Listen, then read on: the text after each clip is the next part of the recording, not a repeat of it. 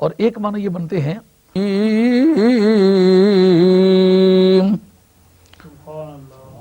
اِنَّا أَعْطَيْنَاكَ الْكَوْثَرَ فَصَلِّ لِرَبِّكَ وَانْحَرْ إِنَّ شَانِئَكَ هُوَ الْأَبْتَرُ صدق الله مولانا العظيم وبلغنا رسوله النبي الكريم ونحن على ذلك من الشاهدين والشاكرين والحمد لله رب العالمين.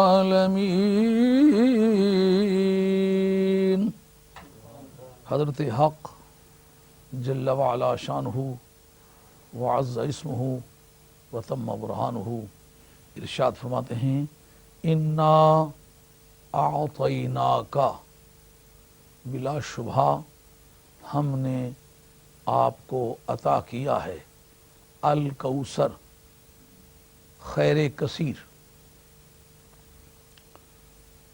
یا کثرت کی انتہا.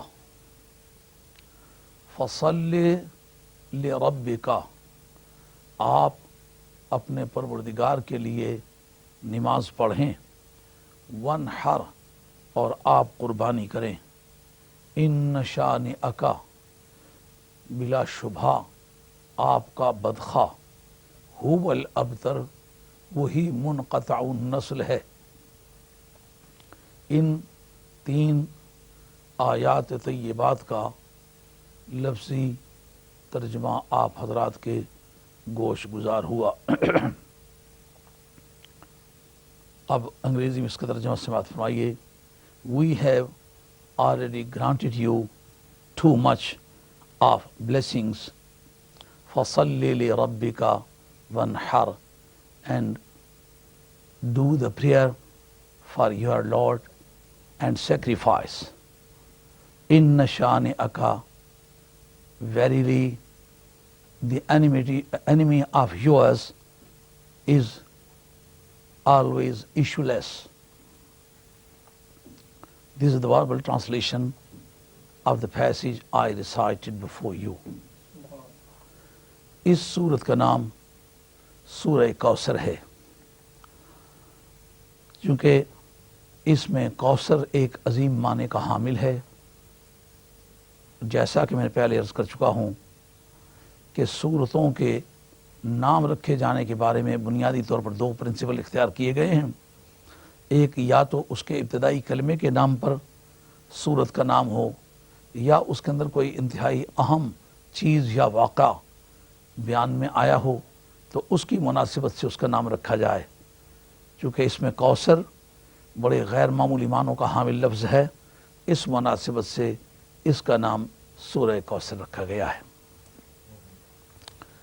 اور فن تفسیر میں یہ ایک بڑی اہم بات تسلیم ہوتی ہے کہ خواہ وہ آیتیں ہوں خواہ وہ سورتیں ہوں، ان کا سیاق و سباق تفسیر میں ایک بڑی حد تک ضروری امر سمجھا جاتا ہے. یعنی گزشتہ صورت سے اس کا کیا تعلق ہے، آنے والی صورت سے اس کا کیا تعلق ہے، گزری ہوئی صورت کے خاتمے کو نئی صورت کے آغاز سے کیا تعلق ہے، اور جو گزری ہوئی صورت ہے اس کا آنے والی صورت کے ابتدا سے کیا تعلق بنتا ہے. اس مناسبت سے اس پر جب غور کیا گیا تو یہ سمجھ میں آیا کہ اس سے پہلے جو صورت آئی ہوئی ہے اس صورت کا نام ہے سورہ ماعون. سورہ ماعون میں پروردگار عالم نے منافق کی 4 باتوں کی مذمت کی ہے. ایک تو وہ انتہا درجے کا کنجوس ہے، فَذَلِكَ الَّذِي يَدُعُّ الْيَتِيمَ وَلَا يَحُضُّ عَلَى طَعَامِ الْمِسْكِينِ، نہ یہ خود دیتا ہے نہ کسی سے دلوانے کی ترغیب کرتا ہے، نہ کسی دوسرے کو دینے کے لیے آمادہ کرتا ہے. خود دینا بڑی بات ہے، اگر خود نہ دے سکے تو دینے والے لوگوں کو دینے کے لیے تیار کرنا بھی الدال کفائل ہی. کوئی آدمی اچھائی یا برائی کی طرف دعوت دینے والا، اچھائی کے اکتساب یا برائی کے ارتکاب میں شریک سمجھا جاتا ہے، اس کے ثواب میں یا عذاب میں شریک ہوگا۔ اس لیے کوئی آدمی جو اچھائی کی ترغیب دیتا ہے اس کو یہ باور کرنا چاہیے کہ اس کے ثواب میں بھی ایک حد تک شیئر کروں گا، اور اگر کسی برائی کا ترغیب دہندہ ہے تو اس کو پتہ ہونا چاہیے کہ میں کرمنل ابیٹمنٹ کا، اعانت مجرمانہ کا مجرم ہوں، اس کے ارتکاب جرم کے بعد سزا میں بھی شریک ہوں گا۔ اس لیے مسلمان کو جرم کی ترغیب دینے سے گریز کرنا چاہیے۔ تو قرآن مجید نے منافق کی مذمت کی ہے، نہ دیتا ہے نہ دلاتا ہے۔ دوسری بات بیان فرمائی کہ وہ اپنی نمازوں کے بارے میں کوتاہی کرتے ہیں۔ اول وہ نماز پڑھتے نہیں، اگر پڑھیں تو دکھلاوے کے لیے پڑھتے ہیں۔ عن صلاتہم ساہون، نمازوں کے بارے میں کوتاہی برتے ہیں، اور اگر پڑھیں تو یراؤن، دکھلاوے کے لیے پڑھتے ہیں، اور اتنے حد تک کنجوس ہیں کہ یمنعون الماعون۔ جن علماء تفسیر کے نزدیک معاون کا مفہوم اس کا مصداق زکوٰۃ بنتا ہے، وہ کہتے ہیں اس جگہ مطلب یہ ہے کہ وہ زکوٰۃ جیسا واجب صدقہ بھی ادا نہیں کرتے۔ تو اس جگہ منافق کی 4 بری خصلتوں کا ذکر کیا۔ ایک، ایسا کنجوس ہونا، نہ دینا نہ دلانا۔ دوسری بات، اول نماز پڑھنی نہیں، دوسرا یہ کہ اگر پڑھنی ہے تو دکھلاوے کے لیے پڑھنی، 3 چیزیں ہو گئیں، اور چوتھی بات زکوٰۃ جیسے ضروری فریضے کی ادائیگی میں بھی کوتاہی کرتا ہے۔ پروردگار عالم نے اس صورت میں اس کے مقابلے میں ایک مخلص ہونے کی حیثیت سے 4 چیزوں کی ترغیب دی ہے۔ کیا؟ کہ وہ منافق ہے اور اتنا کنجوس ہے۔ منافقت وجہ ہے کنجوسی کی، یعنی منافقت جس طرح اور کئی چیزوں کے کئی اسباب ہوتے ہیں، کنجوسی کے بہت سارے اسباب ہوتے ہیں، ان میں ایک سبب منافقت بھی ہے۔ اگر وہ سچ مچ دین پر یقین رکھتا ہو تو جس کو پتہ ہو مجھے اللہ تعالیٰ کثیر معاوضہ عطا فرمائے گا اور کئی گنا مجھے واپس لوٹا کے دے گا، اس کو خدا کے ان وعدوں کے باوجود پھر کیوں نہیں اللہ کے راستے میں سخاوت کرنی چاہیے؟ تو اللہ کریم نے فرمایا کہ انا اعطیناک، او میرے محبوب ہم نے آپ کو کیا دیا ہے؟ الکوثر، جس کا حاصل معنی یہ بنے گا جب ہم نے دینے میں کسر نہیں چھوڑی تو آپ بانٹنے میں کیوں کسر کریں؟ اور یہی وجہ ہے کہ نبی کریم علیہ الصلوۃ والسلام کی عادت کریمہ یہ تھی۔ حضرت جابر کہتے ہیں کہ نبی کریم علیہ السلام کی عادت کریمہ میں یہ تھا ہی نہیں کہ کہہ دیں نہیں، واہ کیا جود و کرم ہے، شہ بدخواہ تیرا، نہیں سنتا ہی نہیں مانگنے والا تیرا۔ تو دوسری بات یہ کہ وہ نماز پڑھتا نہیں، عن صلاتہم ساہون، اور آپ کو کہتا ہوں فصلِ، آپ نماز پڑھیں۔ یعنی بدی سے بچنے کا طریقہ اس کے الٹ چلنا ہے۔ جیسا کہ کسی نے ارسطو سے پوچھا تم نے دانائی کن سے سیکھی؟ انہوں نے کہا بیوقوفوں سے سیکھی۔ کہا بیوقوف سے دانائی سیکھنے کا کیا طریقہ کار ہو سکتا ہے؟ کہا جن وجوہات کے پیش نظر لوگ ان کو بیوقوف کہتے رہے، جب میں ان کے الٹ چلتا رہا مجھے لوگ دانشور کہنے لگ گئے۔ وہ منافق ہے، کنجوسی کرتا ہے، آپ سخاوت کریں، اور وہ نماز پڑھتا نہیں، آپ نماز پڑھیں، اور اگر وہ پڑھے تو لوگوں کے دکھلاوے کے لیے پڑھتا ہے تو آپ فصلی لربک، آپ پڑھیں جب تو اللہ کی رضا کے لیے پڑھیں اور کوئی چیز آپ کو ملحوظ خاطر نہ ہو۔ اور وہ تو مال جیسی کمزور چیز بھی راستے میں مولا کے پیش نہیں کر سکتا، تو آپ فصلی، آپ اس کے لیے قربانی تک کرتے چلے جائیں۔ رہ گئی بات کہ اس کی سوچ یہ ساری دوڑ لگانے سے اپنی اپوزیشن کو کچلنا، اپنے آپ کو کامیاب بنانا ہے۔ جب ان میرے اصولوں پر تم عمل کرو گے تو پھر کامیابی تمہارا حق بنے گا۔ ان شانئک ھو الابتر، جو آپ کا دشمن ہے نا، آپ کا بدخواہ، وہی منقطع النسل ہوگا، اس کو پسپا کر کے رکھنا یہ میرا کام ہے۔ آپ میرے کہے پہ چلیں تو آپ کو ہمیشہ ہی سر بلندی ملے گی۔ لا تہنوا ولا تحزنوا وانتم الاعلون ان کنتم مؤمنین۔ مسلمان کو پروردگار کے ارشادات پر پورا یقین رکھ کے منزل کی طرف بڑھنا چاہیے۔ نہ شاخ گل ہی اونچی ہے، نہ دیوار چمن بلبل، تیری ہمت کی پستی ہے، تیری ہمت کی کوتاہی۔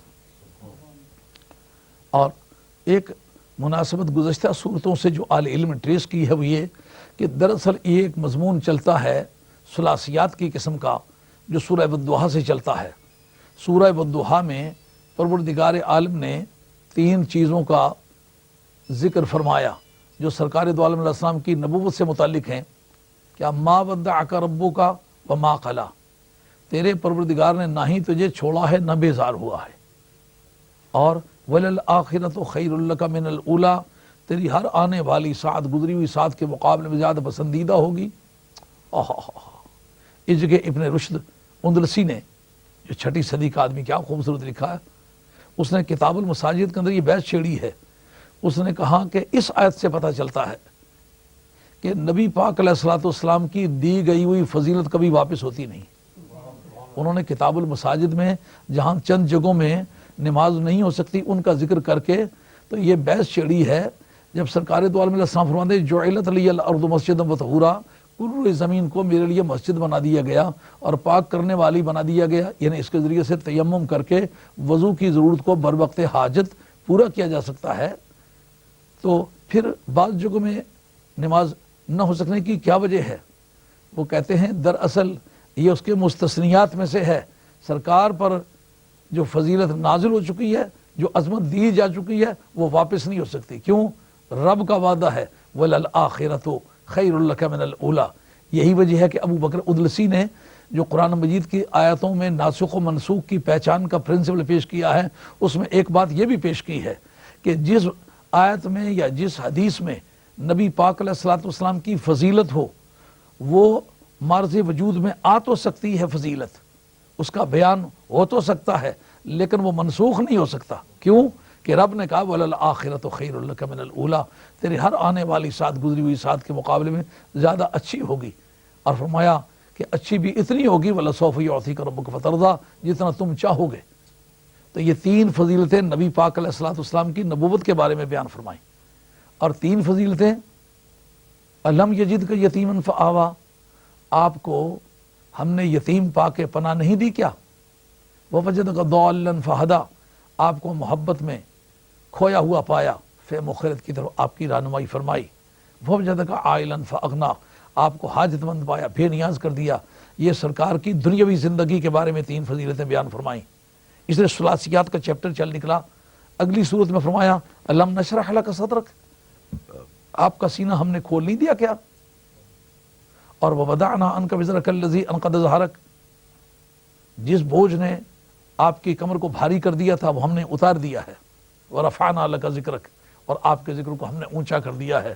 جو کوئی آپ کے ذکر کو مٹانا چاہے گا تو یہ بلندی کی طرف جائے گا. یہ 3 فضیلتیں اس صورت میں بیان فرمائیں. اس سے اگلی صورت میں بھی اسی طرح 3 فضیلتوں کا ذکر کیا. فرمایا وَهَٰذَا الْبَلَدِ الْأَمِينَ، آپ کے اس شہر کی قسم فرمائی جس شہر میں ہزارہا اور عظمتیں اور تبرکات اور مقامات مقدسہ ہیں. آب زمزم اسی شہر میں ہے، کعبۃ اللہ اسی شہر میں ہے، حتیم اسی شہر میں ہے، اور مطاف کعبہ اسی شہر میں ہے، صفا مروہ اسی شہر میں ہے، آب زمزم اسی شہر میں ہے، مقام ابراہیم اسی شہر میں ہے. ہزارہا تقدسات وہاں موجود ہیں، لیکن پروردگار عالم نے شہر کی قسم فرمائی، جس کا معنی یہ کہ جس شہر میں تم بستے ہو، جن کاخوں کو میں تمہارا چلنا پھرنا ہے، جن گلیوں کوچوں میں آپ خرامہ خرامہ چلتے ہیں، میری نگاہ سے کوئی دیکھے تو وہ اتنے پیارے لگتے ہیں، میں قسم فرماتا ہوں اس شہر کی. اور دوسرا فرمایا کہ پوری دنیا نظر زوال ہو گئی، اگر بچے تو تیرے غلام بچے، الا الذین آمنوا وعملوا الصالحات، جو تیرے ساتھ عقیدت اور عمل کی پوری وابستگی رکھتے ہیں، جن کا عقیدہ بھی وہی ہے جو تو نے دیا ہے، جن کے اعمال بھی ویسے ہیں جیسے تو نے بتلائے ہیں، ان کے لیے ہم نے اس سے استثناء رکھا ہے. بچے ہیں تو صرف وہ بچے ہیں. آپ کے شہر کی قسم فرمانا ایک، اور انسانیت کے زوال سے اور زوال کے سیلاب سے بچ نکلنا یہ صرف آپ کے غلاموں کا حصہ ہے 2، اور تیسرا ان کے لیے ایسا اجر ہے جو کبھی منقطع نہیں ہوگا. یہ 3 فضیلتیں نبی پاک علیہ الصلوۃ والسلام کے کریڈٹ میں جاتی ہیں. یہ 3 فضائل اس میں بیان کیے. اس سے آگے چلتے جائیے اور صورتوں کو لیجیے. مثال طور پر سورہ قدر ہے، لیلۃ القدر خیر من الف شہر، آپ کو 1 رات دی ہے لیکن 83 برس اور 4 مہینے کے مقابلے میں زیادہ اچھی ہے. لیکن زیادہ اچھی کی حد نہیں بیان کی، اس کا مطلب اس کی اچھائی اللہ اور اس کا رسول ہی جانتا ہے. ایک دوسرا، اس میں ملائکہ اور جبریل امی یہ سبھی نازل ہوتے ہیں، اور پھر وہ ساری کی ساری سلامتی بھری رات ہے، اور طلوع فجر تک وہ سلسلہ جاری رہتا ہے. یہ 3 فضیلتیں اس آیت میں بیان کی۔ اسی طریقے سے آگے سورہ عادیات میں دیکھیں کہ نبی پاک علیہ الصلوۃ والسلام کے غلاموں کے گھوڑوں کے بارے فرا فالعادیات ضبحا فالموریات قدحا فالمغیرات صبحا فعصرن به نقعا فوسطن به جمعا، گھوڑوں کے ہانپنے کی ادائیں، ٹاپے مار کے چنگاریاں پیدا کرنے کی ادائیں، اور پاؤں سے گرد اڑانے کا منظر۔ اب اس گرد کی بھی قسم فرمانا جو ان کے قدموں سے لگی ہے، کیا معنی نکلتے ہیں؟ اے میرے مصطفیٰ، وہ گرد قسم کھائے جانے کے قابل نہیں، لیکن میں اس کی قسم فرماتا ہوں۔ کیوں؟ کہ وہ ان گھوڑوں کے ٹاپوں سے لگی ہوئی ہیں جن گھوڑوں کے بدن شاہ سواروں کے بدن سے لگے ہوئے ہیں۔ شاہ سواروں کے بدن شاہ سواروں کے ہاتھوں اور بازوؤں سے لگے ہوئے ہیں، وہ شاہ سواروں کے ہاتھ تیرے ہاتھوں سے لگے ہوئے ہیں۔ تو اس مناسبت سے تجھ سے در سے سگ سے ہے مجھ کو نسبت، میری گردن میں بھی ہے دور کا ڈورا تیرا۔ اس طرح چلتے چلتے آگے چلے آئیے، بالکل قریب کی صورتیں لے لیجئے۔ یہ قاعدہ ان تمام صورتوں میں جاری کیا جاتا ہے جو درمیان میں آئی ہیں، لیکن میں نے اختصار کی غرض سے، چھوٹا کرنے کے ارادے سے میں نے چند صورتوں کے بیچ میں سے لیا ہے۔ آئیے لیجئے، فرمایا کہ الم تر کیف فعل ربک باصحاب الفیل، اے پیارے نہیں دیکھا کہ تیرے پروردگار نے ان ہاتھیوں والوں سے کیا کیا ہے؟ اب رب تو سب کا رب ہے، لیکن کہا تیرے رب سے، اس پر ذرا غور کرنے کی ضرورت ہے۔ رب تو رب العالمین ہے، لیکن رب اللہ تبارک و تعالیٰ کی صفات اضافیہ میں سے ہے۔ اس کا مطلب ذات باری میں تو یہ صفت بہما وقت پائی جاتی ہے، لیکن اس کا اظہار اس وقت ہوتا ہے جب کوئی پلنے والا ہو۔ جیسا کہ آپ دیکھتے ہیں باپ ہونا ایک صفت ہے، لیکن باپ کا اطلاق کب آئے گا؟ جب اس کے ہاں کوئی اولاد ہو۔ تو پھر اصولی طور پر ہوگا کیا؟ ایک ماں ہے جس کے ایک بیٹے کا نام فرض کر لیجئے شاہد ہے، ایک کا فرض کر لیجئے ناصر ہے، ایک کا فرض کر لیجئے مجاہد ہے۔ ماں خامد کا نام لیتے وقت کہتے ہیں شاد کے ابا کو بلاؤ، شاد کے ابا جی کو بلاؤ، حالانکہ ابا تو باقی کا بھی ہے، لیکن خاص طور پر شاد کا نام کیوں لیتی ہے؟ چونکہ پہلوٹی کا بیٹا اس کا وہ ہے، وہ سمجھتی ہے پہلے اس کا ابا لگا ہے، باوجود اس کے کہ سبھی کا ابا ہے، لیکن نام وہی چلے گا کہ جس کا پہلے ابا لگا ہے، کیونکہ نبی کریم علیہ الصلوۃ والسلام اول الخلائق ہیں۔ تو یہ بتانا مراد ہے سب سے پہلے جس کی طرف نسبت ربوبیت کے ساتھ تعلق بنا ہے وہ مدینے کا چاند ہے۔ اس لیے اے میرے محبوب، میں نے رب کعبہ بن کے یہ کام نہیں کیا، رب محمد بن کے یہ کام کیا۔ اور امام بہقی رحمۃ اللہ علیہ، جن کا سن وفات 558 ہے، انہوں نے دلائل النبوت جلد دوئم میں ذکر کیا ہے کہ میرے پاس ایک ایسی روایت ہے، قطع نظر اس بات کے کہ اس روایت کا درجہ کیا بنتا ہے، لیکن روایت انہوں نے نقل کی ہے۔ وہ کیا ہے کہ جس تاریخ ابرہ نے حملہ کیا تھا، یہ تاریخ نبی پاک علیہ السلام کے میلاد کی تاریخ تھی، اسی تاریخ سرکار کی ولادت ہوئی۔ مشہور تو یہ عام الفیل میں سرکار کی ولادت ہوئی، اس سے اہل علم کا اتفاق ہے، لیکن آگے تاریخوں میں خاص کون سی تاریخ تھی یہ اختلاف ہے۔ ان اختلافی روایات میں خواہ یہ کمزور ہے خواہ مضبوط ہے، لیکن ایک روایت انہوں نے جلد دوئم میں دلائل النبوت میں نقل کی ہے کہ جو ثابت کرتی ہے کہ نبی پاک علیہ الصلوۃ والسلام کے ولادت کی تاریخ بھی وہی تھی جس تاریخ ابرہ حملہ آور ہوا۔ اب اگر اس تاریخ کی روایت کو مد نظر رکھا جائے تو یہ بات اور زیادہ قریب پڑ جاتی ہے، یعنی رب کعبہ بن کے ان کو میں نے ذلیل و خوار نہیں کیا، رب محمد بن کے کیا ہے، کیونکہ کعبوں کی وجہ سے آزردہ ہو کر اگر مجھے کرنے کی عادت ہوتی تو بخت نصر نے جس وقت کے بیت المقدس شریف کو گندگی سے پاٹ دیا تھا اس پر بھی میں ابابیل بھیجتا، لیکن اس پر ابابیل نہیں بھیجے، دراصل وہ تیری خوشی کا دن تھا، اس دن جب حملہ کیا تو ہم نے پھر ان کو معاف نہیں کیا۔ ایک یہ فضیلت ہوئی، اور دوسرا یہ کہ ہم نے ان کے مکر و فریب کو ذلیلہ خوار کر کے رکھ دیا، اور تیسری بات یہ ان کو چری ہوئی گھاس کی طرح کر دیا۔ یہ تین کی فضیلتیں آ کر کے اختتام پذیر ہوتی ہیں۔ اوپر جو مذمت بیان کی، اگر ان کو بھی تین ہی پر تقسیم کر لیا جائے ان مذمتوں کو، کہ کنجوسی کو ایک صفت بنا لیا جائے، نماز چھوڑنے کو ایک اس کی مذمت کی صفت بنا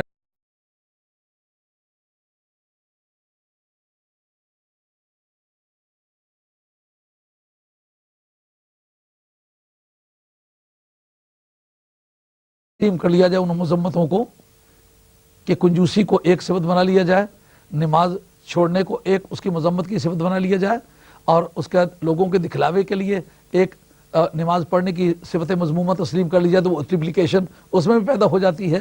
رب کریم نے وہ تین تین کے ہار پرو کے سرکار کی بارگاہ میں رکھ کے، کیونکہ مدح کے دو اسلوب ہیں، ایک اپنے محبوب کے اندر پائی گئی ہوئی عظمت کا ذکر کرنا، دوسرا یہ کہ اپنے محبوب کے دشمن کی مذمت کرنا، یہ بھی ایک اسلوب مدح ہے۔ جیسا کہ نبی کریم علیہ السلام نے حضرت زہیر کو، جس کا ذکر کیا ہے حضرت امام تقی الدین سبکی رحمۃ اللہ علیہ طبقات شافیہ کبریٰ میں جلد اول کے اندر، کہ سرکار کی بارگاہ میں حاضر ہوئے تو انہوں نے عرض کیا یا رسول اللہ صلی اللہ علیہ وسلم میں شعر کہتا ہوں۔ فرمایا شعر کہتے ہو تو تم اپنے نبی کی مدح کرو، کس طریقے سے؟ اقدح علی اعداء نبیک، تم اپنے نبی کے دشمنوں کی مذمت کرو، جیسا کہ حضرت حسان بن ثابت کو بھی فتح مکہ والے دن سرکار دو عالم علیہ السلام نے کھڑا کیا تھا کہ تم اپنے نبی کی شان بیان کرو، تو انہوں نے شان کس طرح بیان کی تھی؟ اللہ ابلغ ابا سفیان عنی مغلغلۃ فقد برق الخفاء فان سیوفنا ترکتک عبدا وعبد الدار سادتها الاماء۔ اب وہ سرکار کی تعریف بھی کر رہے ہیں لیکن دشمنوں کی مذمت بھی کر رہے ہیں۔ اور بخاری شریف کے متن کے اندر ذکر کرتے وقت حضرت حسان بن ثابت کا ذکر آیا ہے، تو اس کے متعلق علامہ بدر الدین عینی رحمۃ اللہ علیہ نے ذکر کیا کہ ایک مرتبہ جناب سیدہ عالیہ، حضرت سیدہ طیبہ طاہرہ سیدہ عائشہ کی بارگاہ میں بیٹھے ہوئے حضرت حسان سرکار کی تعریف کے اشعار پڑھ رہے تھے، تو اس وقت حضرت عروہ بن زبیر آئے جو حضرت سیدہ عائشہ رضی اللہ عنہ کے بھانجے لگتے تھے، آپ کی سوتیلی بہن اسماء بنت ابی بکر کے صاحبزادے تھے، وہ آپ کے بھانجے ہونے کے ناطے سے محرم تھے، اس لیے آتے تھے۔ انہوں نے آ کر کے کچھ مذمت کرنا شروع کر دی حضرت حسان کی کہ تو اس تہمت کے معاملے میں بھی شریک ہوا ہے اور آج تعریفیں کر رہا ہے جناب سیدہ کی بارگاہ میں۔ جناب سیدہ نے علامہ بدر الدین عینی رحمۃ اللہ علیہ کی تحقیق کے مطابق منع کیا، ان کا بیٹے اس کو برا نہیں کہنا، اس کی مذمت نہیں کرنا، اس کو ڈانٹنا نہیں۔ کہا کیوں نہ ڈانٹوں، یہ آپ کو جو دشمنوں نے تہمت لگائی تھی اس میں شریک ہوئے تھے؟ تو جناب سیدہ کہتی ہیں یہ تیرے نبی کے دشمنوں کی مذمت کرتا ہے، یہ سرکار کا مدح خان ہے، مدح خان ہو کے کرتا کیا؟ نبی پاک کے دشمنوں کی مذمت کرتا ہے۔ اور فتح مکہ والے دن جو انہوں نے منظر دکھایا، وہ فرمایا کہ فَإِنَّ سُيُوفَنَا تَرَكَتْكَ عَبْدًا وَعَبْدَ الدَّارِ سَادَتَهَا الْإِمَاءُ۔ آپ فرماتے ہیں لسانی صارم لا عیب فیہ وبغری لا تقدرہ دلاؤ فإن ابی ووالدتی وعردی لعرد محمد منکم فداؤ۔ یعنی یہ کہنا کہ اے ابو سفیان وہ تاریکیاں کافور ہو گئیں جن میں کھڑے ہو کر تم سرکار دو عالم علیہ السلام کی قضا کرتے تھے، اب ہماری تلواروں نے تمہیں غلامان بے دام کی طرح ہمارے سامنے باندھ کے کھڑا کر دیا ہے، درخت پر کے پتوں کی طرح کانپ رہے ہو۔ اور میں تمہیں بتاؤں کہ ہم وہ لوگ ہیں کہ جنہوں نے نبی پاک علیہ السلام کی عزت و آبرو پر اپنی عزت و آبرو کی بازیاں لگائی ہیں، اور میری زبان جو ہے یہ اللہ رب العزت کی تلوار ہے، یہ چلتی چلی جائے کند نہیں ہوتی، اور یہ اللہ رب العزت کا سمندر ہے، یہ اگر اس میں لوٹے پھینکے جائیں تو اس کا پانی گدلا نہیں ہوتا۔ دشمنوں کی مذمت بیان کی، لیکن اصل میں یہ مدح کا ایک اسلوب ہے، کبھی محبوب میں پائی گئی خوبیوں کا ذکر کرنا اور کبھی محبوب کے دشمن کی مذمت کرنا، یہ دونوں اسلوب مدح کے اسلوب مانے جاتے ہیں۔ تو اس مناسبت سے یہ اوپر کی صورت میں نبی پاک کے دشمن کی مذمت کرنا کہ وہ جو تیری مخالفت رکھتا ہے وہ بدنصیب کنجوس ہے انتہا درجے کا، اور نماز ہی نہیں پڑھتا، نماز پڑھے تو دکھلاوے کے لیے پڑھتا، یہ بھی سرکار کی مدح میں جاتا ہے۔ کیوں کہ مدح کے اسلوب دو تسلیم ہوتے ہیں کہ ایک محبوب کے اندر پائی گئی خوبیوں کا ذکر کرنا اور دوسرا محبوب کے دشمنوں کی مذمت کرنا۔ تو یہ ثلاثیات کا باب، ثلاثیات کے یہ ہار پرو کے سرکار کی بارگاہ میں پیش کرنا، اور آخر میں یہ نتیجہ نکالنا کہ انا اعطیناک الکوثر، او پیارے ہم نے آپ کو بہت کثرت عطا فرمائی ہے۔ اس پر بعد میں گفتگو کریں گے کس چیز کی کثرت، یہ بعد میں فیصلہ کریں گے، لیکن یہاں پتہ چل گیا کہ ان کی طرف اشارہ ہے۔ یہ اتنے انعامات جو دیے ہیں، ایک معنی یہ بنتے کہ پیچھے مڑ کے دیکھو تو صحیح، یہ فضائل اور کمالات کا سیلاب جو آ رہا ہے، پوری دنیا دیکھ دیکھ کے حیران ہے، یہ ہم نے آپ کو عطا کی ہے۔ ایک معنی یہ بنتے، اور ایک معنی یہ بنتے ہیں کہ انا اعطیناک الکوثر فصل لربک، اور ایک معنی یہ بنتے ہیں کہ انا اعطیناک الکوثر فصل لربک وانحر ان شانئک هو الابتر، کہ خدا کی معرفت کے دو بنیادی پرنسپل تسلیم ہوتے ہیں۔ ایک خاصان بارگاہ خدا کی معرفت حاصل کرنے کے بعد مخلوق کی طرف متوجہ ہوتے ہیں، اور خدا کی ذات کی رضا کے لیے مخلوق کی پہچان کرتے ہیں، اور ایک طریقہ یہ ہے کہ مخلوق کے ذریعے سے خالق کی پہچان کرتے ہیں۔ جیسا رومی رحمۃ اللہ علیہ فرماتے ہیں نا، میں جنگل میں گیا تو ایک آدمی کو دیکھا کہ وہاں بیٹھا ہوا بھیڑیں چلا رہا ہے، بکریاں چلا رہا ہے۔ میں نے اس سے پوچھا کہ بتا تجھے بھی کوئی خدا کی پہچان ہے کہ خدا ہے اور ایک ہے؟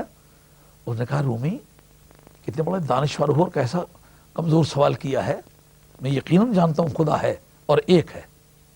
پوچھا کہ کس طرح جانتے ہو؟ انہوں نے کہا پہلے خدا کی ہستی کے بارے میں سن لو، پھر اس کے بعد ایک ہونے کے بارے میں آپ کو عرض کروں گا۔ کہا کہ خدا کا ہونا، کہتے ہیں جیسے کوئی بھیڑ میں کھو بیٹھتا ہوں، میری بھیڑ گم ہو جاتی ہے، اس کی تلاش میں نکلتا ہوں، جنگل میں گھومتا ہوں، جس کسی جگہ کو مینگنی مل جائے، میں سمجھتا ہوں اگر بھیڑ اس راستے سے گزری نہ ہوتی تو مینگنی یہاں آتی، تو میں سمجھتا ہوں اگر ایک چھوٹی سی مینگنی ایک بھیڑ کو ثابت کرنے کے لیے دلیل ہو سکتی ہے، تو یہ زمینوں آسمانوں کی عظمتیں یہ کسی خالق کی موجودگی پر دلالت نہیں کرتے؟ گر مدبر نیست این تدبیر چیست، گر مصور نیست این تصویر چیست۔ رومی فرماتے ہیں تیرے اسی جواب سے مجھے کافی تسلی ہو گئی کہ جس طرح تم اس کا ہونا جانتے ہو اس کا ایک ہونا بھی تم جانتے ہو۔ تو اس طرح مخلوق کے ذریعے سے خدا کی پہچان کرنا ایک طریقہ یہ ہے، اور ایک طریقہ یہ ہے کہ خدا کی شناسائی پہلے ہو، جیسے سرکار فرماتے ہیں کنت نبی و آدم بین الماء و طین، ابھی مخلوق کا قصہ ہی نہیں چلا تھا تو میں اس وقت منصب نبوت پر فائز تھا۔ اور ہمارے علماء حدیث اور علماء تفسیر اور علماء عقائد متفقہ طور پر اس کا اعتراف کرتے ہیں کہ نبوت از قسم علوم ہے، علم کی قسم کی چیز ہے۔ تو اگر نبی ہو اللہ کا تو یہ کس طرح ممکن ہے کہ اللہ کی پہچان نہ ہو اور نبی ہو؟ اس کا مطلب یہ ہے کہ کوئی بھی نہیں بنا تھا تو مجھے اللہ کی پہچان تھی۔ تو رب کریم نے وہ پہچان کا وہ پرانا اصول یہاں استعمال کیا، انا اعطیناک الکوثر۔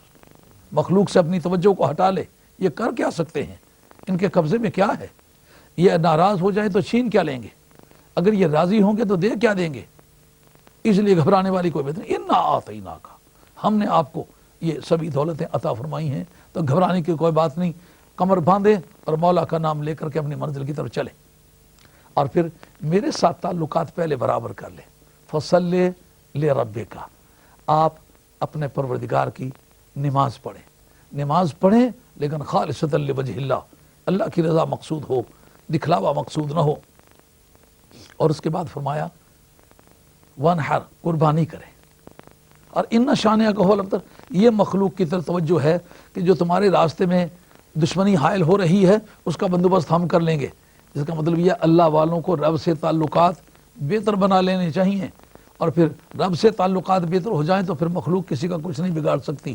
یہ جتنے بھی معاملات میں خرابی، تو کہا پھر وہ جو لغت کا قاعدہ ہے، کوئی چھوٹی چیز دی جائے تو عطا کہتے ہیں، کوئی بڑی چیز دی جائے تو عطایاتی کا استعمال ہوتا ہے، تو پھر اس کی تطبیق کس طرح ہوگی؟ دی تو بڑی چیز ہے۔ اس کے بارے میں امام فخر الدین رازی نے بڑا خوبصورت لکھا، کہا اے پیارے، اگرچہ چیز بطور چیز کے بڑی ہے لیکن ہماری شان کے مقابلے میں، تیری عظمت کے مقابلے میں کل دنیا کا دینا معمولی چیز کا دینا۔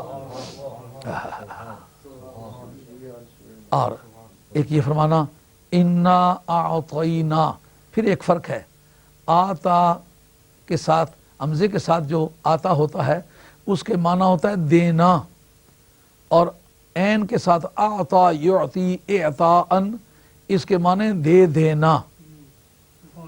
حمزے کے ساتھ دیں تو اس کا مطلب یہ ہوتا ہے کہ آپ اس کو یوٹیلائز کر سکتے ہیں، استعمال کر سکتے ہیں، لیکن مالکانہ حقوق آپ کو حاصل نہیں ہیں۔ لیکن جب عین اور طاء کے ساتھ آتا یعطی اعطاء ہو تو اس کا معنی یہ ہے کہ آپ اس کے مالک ہیں۔ میں تو مالک ہی کہوں گا کہ وہ مالک کے حبیب، یعنی محبوب و محب میں نہیں میرا تیرا۔ اور اس جگہ جبریل امی کا کوئی ذکر نہیں کیا، جس کا مطلب یہ ہے پیار کا ایک اصول ہے کہ پیار تمام باقی رشتوں کو سب بیچ میں سے نکال کے ڈائریکٹ اپنے محبوب کے ساتھ اپنا معاملہ کرتی ہے۔ کہا اے پیارے، یہ جو ہمارا تیرا لینا دینا ہے، ہم اس بارے میں کسی کو بیچ میں داخل نہیں کرنا چاہتے، میں جانوں اور تو جانے۔ انا اعطینا کل کوثر، اس پر ایک بڑی خوبصورت گفتگو ہے۔ جب کوثر کا استعمال مفرط الکثرت کا لفظ استعمال کیا ہے حضرت امام نصفی رحمۃ اللہ علیہ نے، جو 710 میں آپ جن کا وصال ہوا اور بڑی شخصیت کا انسان ہے۔ تفسیر آپ کی چھوٹی سی ہے مگر جتنی چھوٹی ہے اتنی جامع ہے، جتنی مختصر ہے اتنی اعلیٰ قسم کی تفسیر ہے، آدمی بڑے خوبصورتی سے لکھتا ہے۔ تو وہ اس مقام پر مفرط الکثرت، کوثر کا معنی کہتے ہیں یہ مبالغے کا صیغہ ہے کثرت سے، تو کثرت کی انتہا تک کے لیے جس کا اطلاق آتا ہے وہ کوثر ہے، تو اس مناسبت سے عالم کثرت سارا آپ کا حصہ ہے۔ اس بارے میں خاص طور پر حضرت عبداللہ ابن عباس رضی اللہ عنہ کی ایک روایت جو ہماری کتب سیاق کے اندر موجود ہے، آپ سے کہا گیا کہ بہت سارے لوگ تو کہتے ہیں کہ یہ الکوثر جو ہے ہوا نہر فی الجنت، وہ تو جنت میں ایک نہر کا نام ہے، احلی من الاصل، جو شہد سے زیادہ میٹھی ہے، اور وہ ابیض من دودھ سے بھی وہ زیادہ سفید ہے، ابیض من اللبن، دودھ سے زیادہ سفید ہے، اور اس کے ساتھ ساتھ یہ بھی فرمایا کہ وہ اتنی پیاری ہے کہ اس کے دونوں کنارے جو ہیں وہ زبرجد کے پتھروں سے بنے ہوئے ہیں، اور اس کے جو برتن ہیں وہ چاندی کے بنے ہوئے ہیں۔ تو ایسی خوبصورت جگہ کا نام ہے کوثر۔ حضرت عبداللہ ابن عباس رضی اللہ عنہ کے جواب میں کہنے لگے کہ جو دودھ سے زیادہ سفید ہے، شہد سے زیادہ میٹھی ہے، وہ یقیناً ہے، مگر وہ اس کوثر میں سے ایک معمولی جزو کا نام ہے، یعنی اس کثرت کا ایک جزو ہے جو کثرت پروردگار عالم نے آپ کو عطا فرمائی ہے۔ تو صاحب مدارک کے نزدیک وہ کثرت جو ہے وہ کثرت کی انتہا کا نام ہے کوثر۔ اب اس جگہ آ کر کے پتہ چلا کہ تمام عالم کثرت سرکار کے حوالے کر دیا، لیکن اس میں جو پہلو خوبصورتی کا ملتا ہے سارا ہی خوبصورت ہے، مگر یہ بہت ہی خوبصورت ہے کہ پروردگار عالم نے کہا ہم نے آپ کو دے دیا ہے۔ یہ ہبے کا پرنسپل بنتا ہے، یعنی ہم نے آپ کو اس کا مالک بنا دیا ہے، آپ اس کے مالک ہیں، عطا کا یہ مطلب ہوگا، اور یہ ہبے کی ایک فارم ہے۔ امام راضی نے اس جگہ امام حنیفہ رضی اللہ عنہ کا ایک پرنسپل کوٹ کیا ہے، کہتے ہیں مذہب حنفی میں ہبے کا ایک دستور ہے، ایک ہبہ بلا عوض ہوتا ہے اور ایک ہبہ بالعوض ہوتا ہے۔ جو ہبہ بلا عوض ہوتا ہے وہ ریووکیبل ہوتا ہے، قابل اقالہ ہوتا ہے، واپس لیا جا سکتا ہے، اور ایک وہ ہبہ ہوتا ہے جس کا کچھ معاوضہ لے لیا جائے تو پھر وہ ہبہ واپس نہیں ہو سکتا، irrevocable ہوتا ہے۔ اب دیکھیں کہ یہ ریووکیبل ہے irrevocable ہے، کہتے ہیں مذہب حنفی کے قاعدے کے مطابق یہ irrevocable ہے، قابل اقالہ نہیں ہے، دے دیا ہے لیکن یہ کینسل نہیں ہوگا۔ کہا کس طرح ثابت کرتے ہو؟ کہا جب یہ کہا کہ انا اعطیناک الکوثر، ہم نے آپ کو عالم کوثر عطا کر دیا، آپ کہا کریں فصلی لربک، آپ اپنے پروردگار کی نماز پڑھیے گا، یعنی کائنات کا جو ہبہ ہے یہ تیرا، اور مقابلے میں آپ نماز ہمارے حوالے کر دیجئے، یعنی یہ ہبہ بالعوض کی صورت بن جائے، جس کا مطلب یہ کہ یہ دے تو دیا ہے لیکن واپس نہیں لیں گے۔ اور قرآن مجید کی جو گزری وہ آیت ہے وہ بتاتی وَلَلْآخِرَةُ خَيْرٌ لَكَ مِنَ الْأُولَىٰ، کل دے دیں آج واپس لے لیں، تو پھر وہ وعدہ سچا ٹھہرتا ہے۔ معلوم ہے یہ ہبہ ہوا تو ہے لیکن اس نے واپس نہیں ہونا۔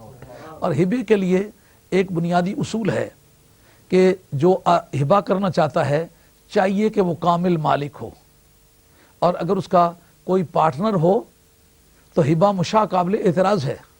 یہی وجہ کہ کبھی کسی زمانے میں پاکستان میں ایک مارشل لا ضابطہ نمبر 5 کے تحت ایک ایفیڈیوٹ لکھا جایا کرتا تھا، جس میں کہ ہبہ کرنے والا ایک آدمی لکھتا تھا کہ میں جس کا فلاں نام ہے، فلاں کا بیٹا ہوں، اتنی عمر کا ہوں، میں بلا اقراء و اجبار دیگرے فلاں فلاں چیز جس کا رقبہ اتنا ہے، کھیوٹ نمبر اتنا ہے، خطونی نمبر اتنا ہے، رقبہ اتنا ہے اور خسرہ نمبر اتنا ہے، میں اپنی آزاد مرضی سے فلاں کو ہبہ کر کے دیتا ہوں۔ تو جس وقت وہ یہ کہتا ہے کہ اس کا اور کوئی مالک نہیں، اس کا مطلب یہ ہوتا ہے کہ اب ہبہ کرنے لگا ہوں، شور وہ مچائے جو پارٹنر ہو۔ پروردگار عالم نے قرآن مجید میں جا بجا کہا ہے للہ ما فی السماوات و ما فی الارض، زمین و آسمانوں کا میں جو کچھ ہے وہ اللہ ہی کا ہے، للہ میراث السماوات والارض، زمین و آسمانوں کی میراث اللہ ہی کی ملکیت ہے۔ اس کا معنی کیا ہوا؟ اس کا معنی یہ نہیں ہے کہ اور کسی کو دیتا نہیں، قل اللہم مالک الملک تؤتی الملک من تشاء وتنزع الملک ممن تشاء، اے مولا کریم ملکوں کا تو مالک ہے، تو جسے چاہے ملک عطا کر دیتا ہے، جس سے چاہے واپس لے لیتا ہے۔ تو جس طرح مالک ماننا ملک کا مالک تسلیم کرنا یہ ضروریات دین میں سے ہے. اسی طرح یہ جاننا کہ ملک کسی کو عطا کرتا ہے یہ بھی قرآن سے ثابت ہے. ملکوں کا مالک پروردگار کو تسلیم کرنا یہ بھی قرآن سے ثابت ہے, اور ملک عطا کرنا یہ بھی قرآن سے ثابت کرے. اگر مالک الملک مانے لیکن عطا کرنے والا نہ مانے تو قرآن مجید کا انکار لازم آتا ہے کہ نہیں. اب پروردگار عالم نے وہ عطا کرنا چاہا تو یہ ثابت کرنا چاہا کہ شور وہ کرے جو میرا حصہ دار ہو. میں اکیلا مالک ہوں, اگر میں اکیلا مالک ہو کے کہتا ہوں انا اعطیناک تو پھر کسی کو کیا اعتراض ہے. تو یہ پوزیشن ان لا کہلاتا ہے, پوزیشن ان فیکٹ. اور اگر معراج کے واقعے پر غور کیا جائے تو یہ بات بڑی اچھی طرح سمجھ آتی ہے. ممکن ہے کسی عالم کو مجھ سے اختلاف ہو, میرے بھائی ہر ایک کو اختلاف کرنے کا حق ہے, مگر میری سمجھ میں جو بات آتی ہے اگر میں اس کو سمجھنے میں حق بجانوں تو میرا خیال ہے یہ کافی وزنی ہے. وہ یہ کہ معراج کی رات اگر اللہ کی ملاقات سرکار سے مطلوب تھی, سرکار پروردگار کی بارگاہ میں گئے, تو جس سے باقی انبیاء علیہ الصلوۃ والسلام سے معراج کا جو طریقہ کار تھا, موسیٰ علیہ الصلوۃ والسلام کو پروردگار عالم نے معراج کرانا چاہی تو طور پہ کرا دی, ابراہیم علیہ الصلوۃ والسلام کو کرانا چاہی تو یا نار نمرود پہ کرا دی یا صخرہ سما پہ کرا دی. لیکن درمیان میں یہ کہ پوری کائنات میں ان کو دورہ کرایا جائے ایسا تو نہیں ہوا. لیکن سرکاری تو عالم علیہ الصلوۃ والسلام کا جب وقت آیا تو ان کو مسجد حرام سے اٹھا کر کے مسجد اقصیٰ کیوں لے جایا گیا, یہ بات سمجھنے والی ہے. اور معراج اگر صرف سرکار ہی کی تھی تو انبیاء علیہ الصلوۃ والسلام کو کیوں لایا گیا, اور پھر اگر صرف اللہ سے ہی ملاقات مراد ہے تو پھر آسمانوں کی سیر کیوں کرائی گئی, جنت و دوزخ کے دورے کیوں کرائے گئے,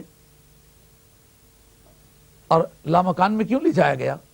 اگر ان پر غور کیا جائے تو میں سمجھتا ہوں, میں یہ سمجھنے میں حق بجانب ہوں کہ جس وقت قاعدے کے مطابق لکھ کے دے دیا کہ یہ ہم نے آپ کو دے دیا تو یہ پوزیشن ان لا ہے.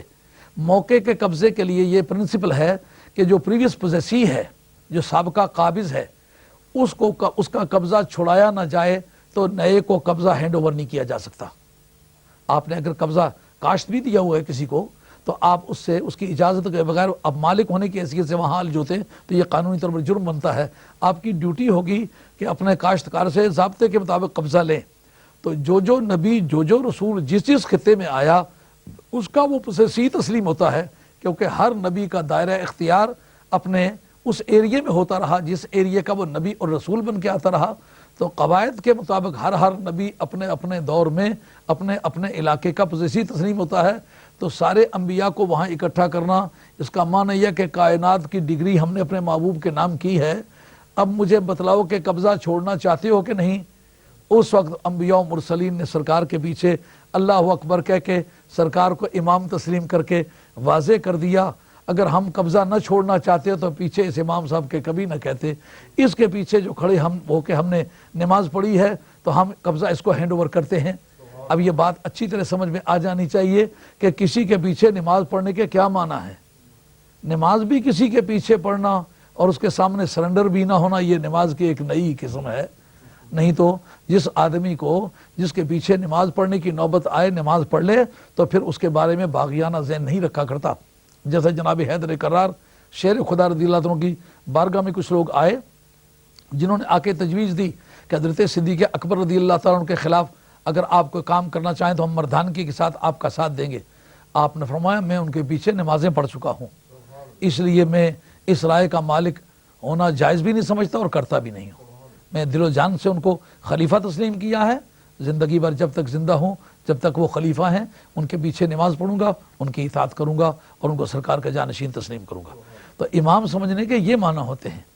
انبیاء علیہ الصلوۃ والسلام نے سرکار کے پیچھے نماز پڑھ کے یہ واضح کر دیا کہ ہم نے آج زمین کا قبضہ سرکار کے حوالے کر دیا.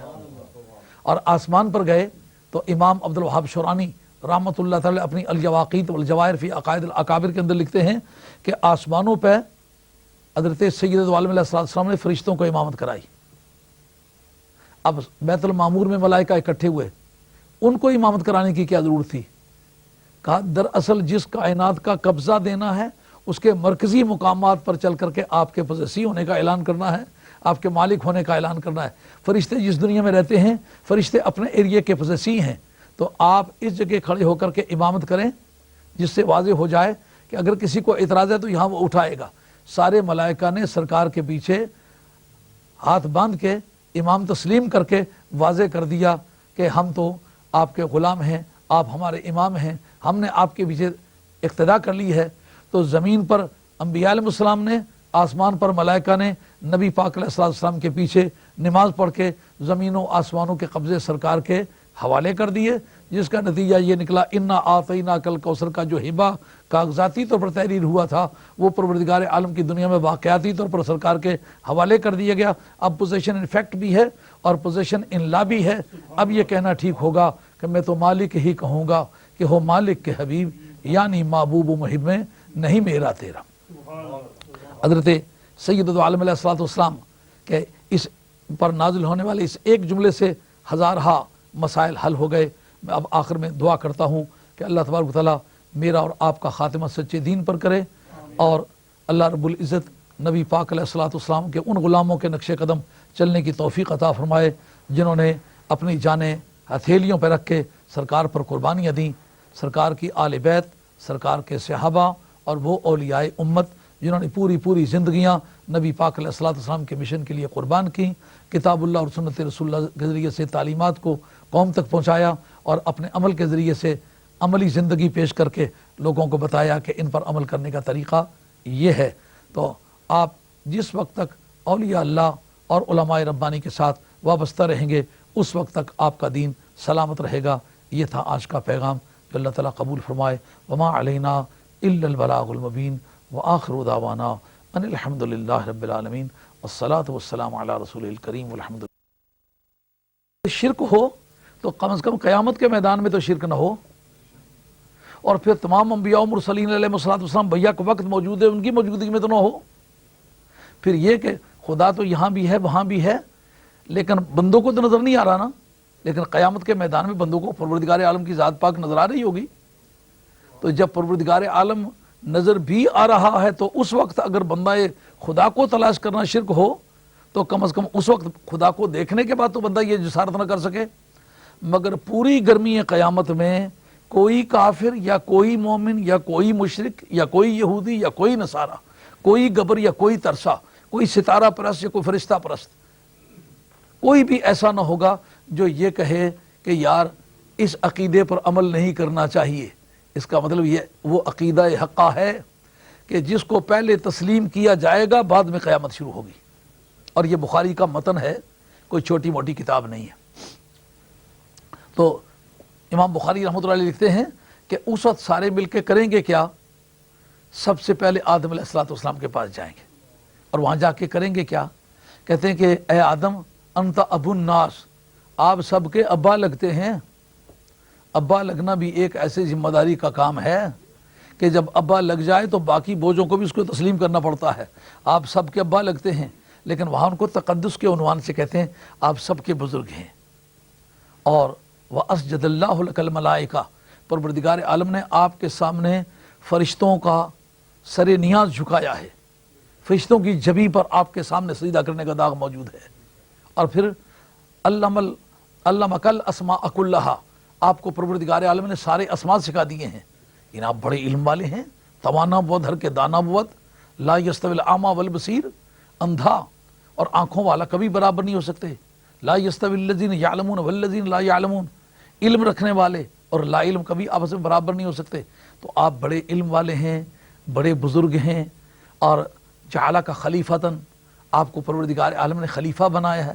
آپ اللہ کے خلیفہ بھی ہیں اور آپ ملائکہ کے لیے مسجود اعلی بھی ہیں, اور پھر آپ کو پروردگار عالم نے اسماء سکھا کے اتنا بڑا علم بھی دیا ہے.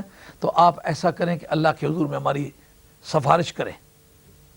پتہ چلا کہ سفارش بھی ایک چیز ہے جو قیامت کے میدان میں چلے گی.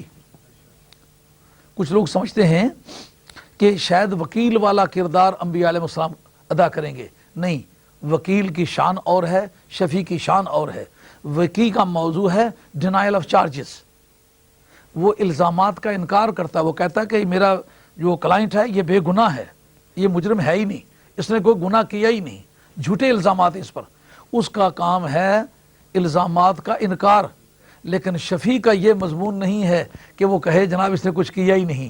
شفیع کہے گا, انبیاء علیہ السلام کہیں گے پروردگار گنہگار ہے, تو سچ کہتا ہے, یہ فرشتے سچے ہیں, یہ ریکارڈ ٹھیک ہے, مگر گنہگار ہونے کے باوجود مہربانی فرمائے تجھے پوچھنے والا کون ہے؟ یہ ہمارا دامن پکڑ کے آیا پروردگار معاف فرما دے۔ شفیع کا موضوع معافی مانگنا ہے، شفیع کا موضوع الزامات کا انکار کرنا نہیں ہے، اس لیے وکیل سے شفیع کی حیثیت بالکل مختلف ہے۔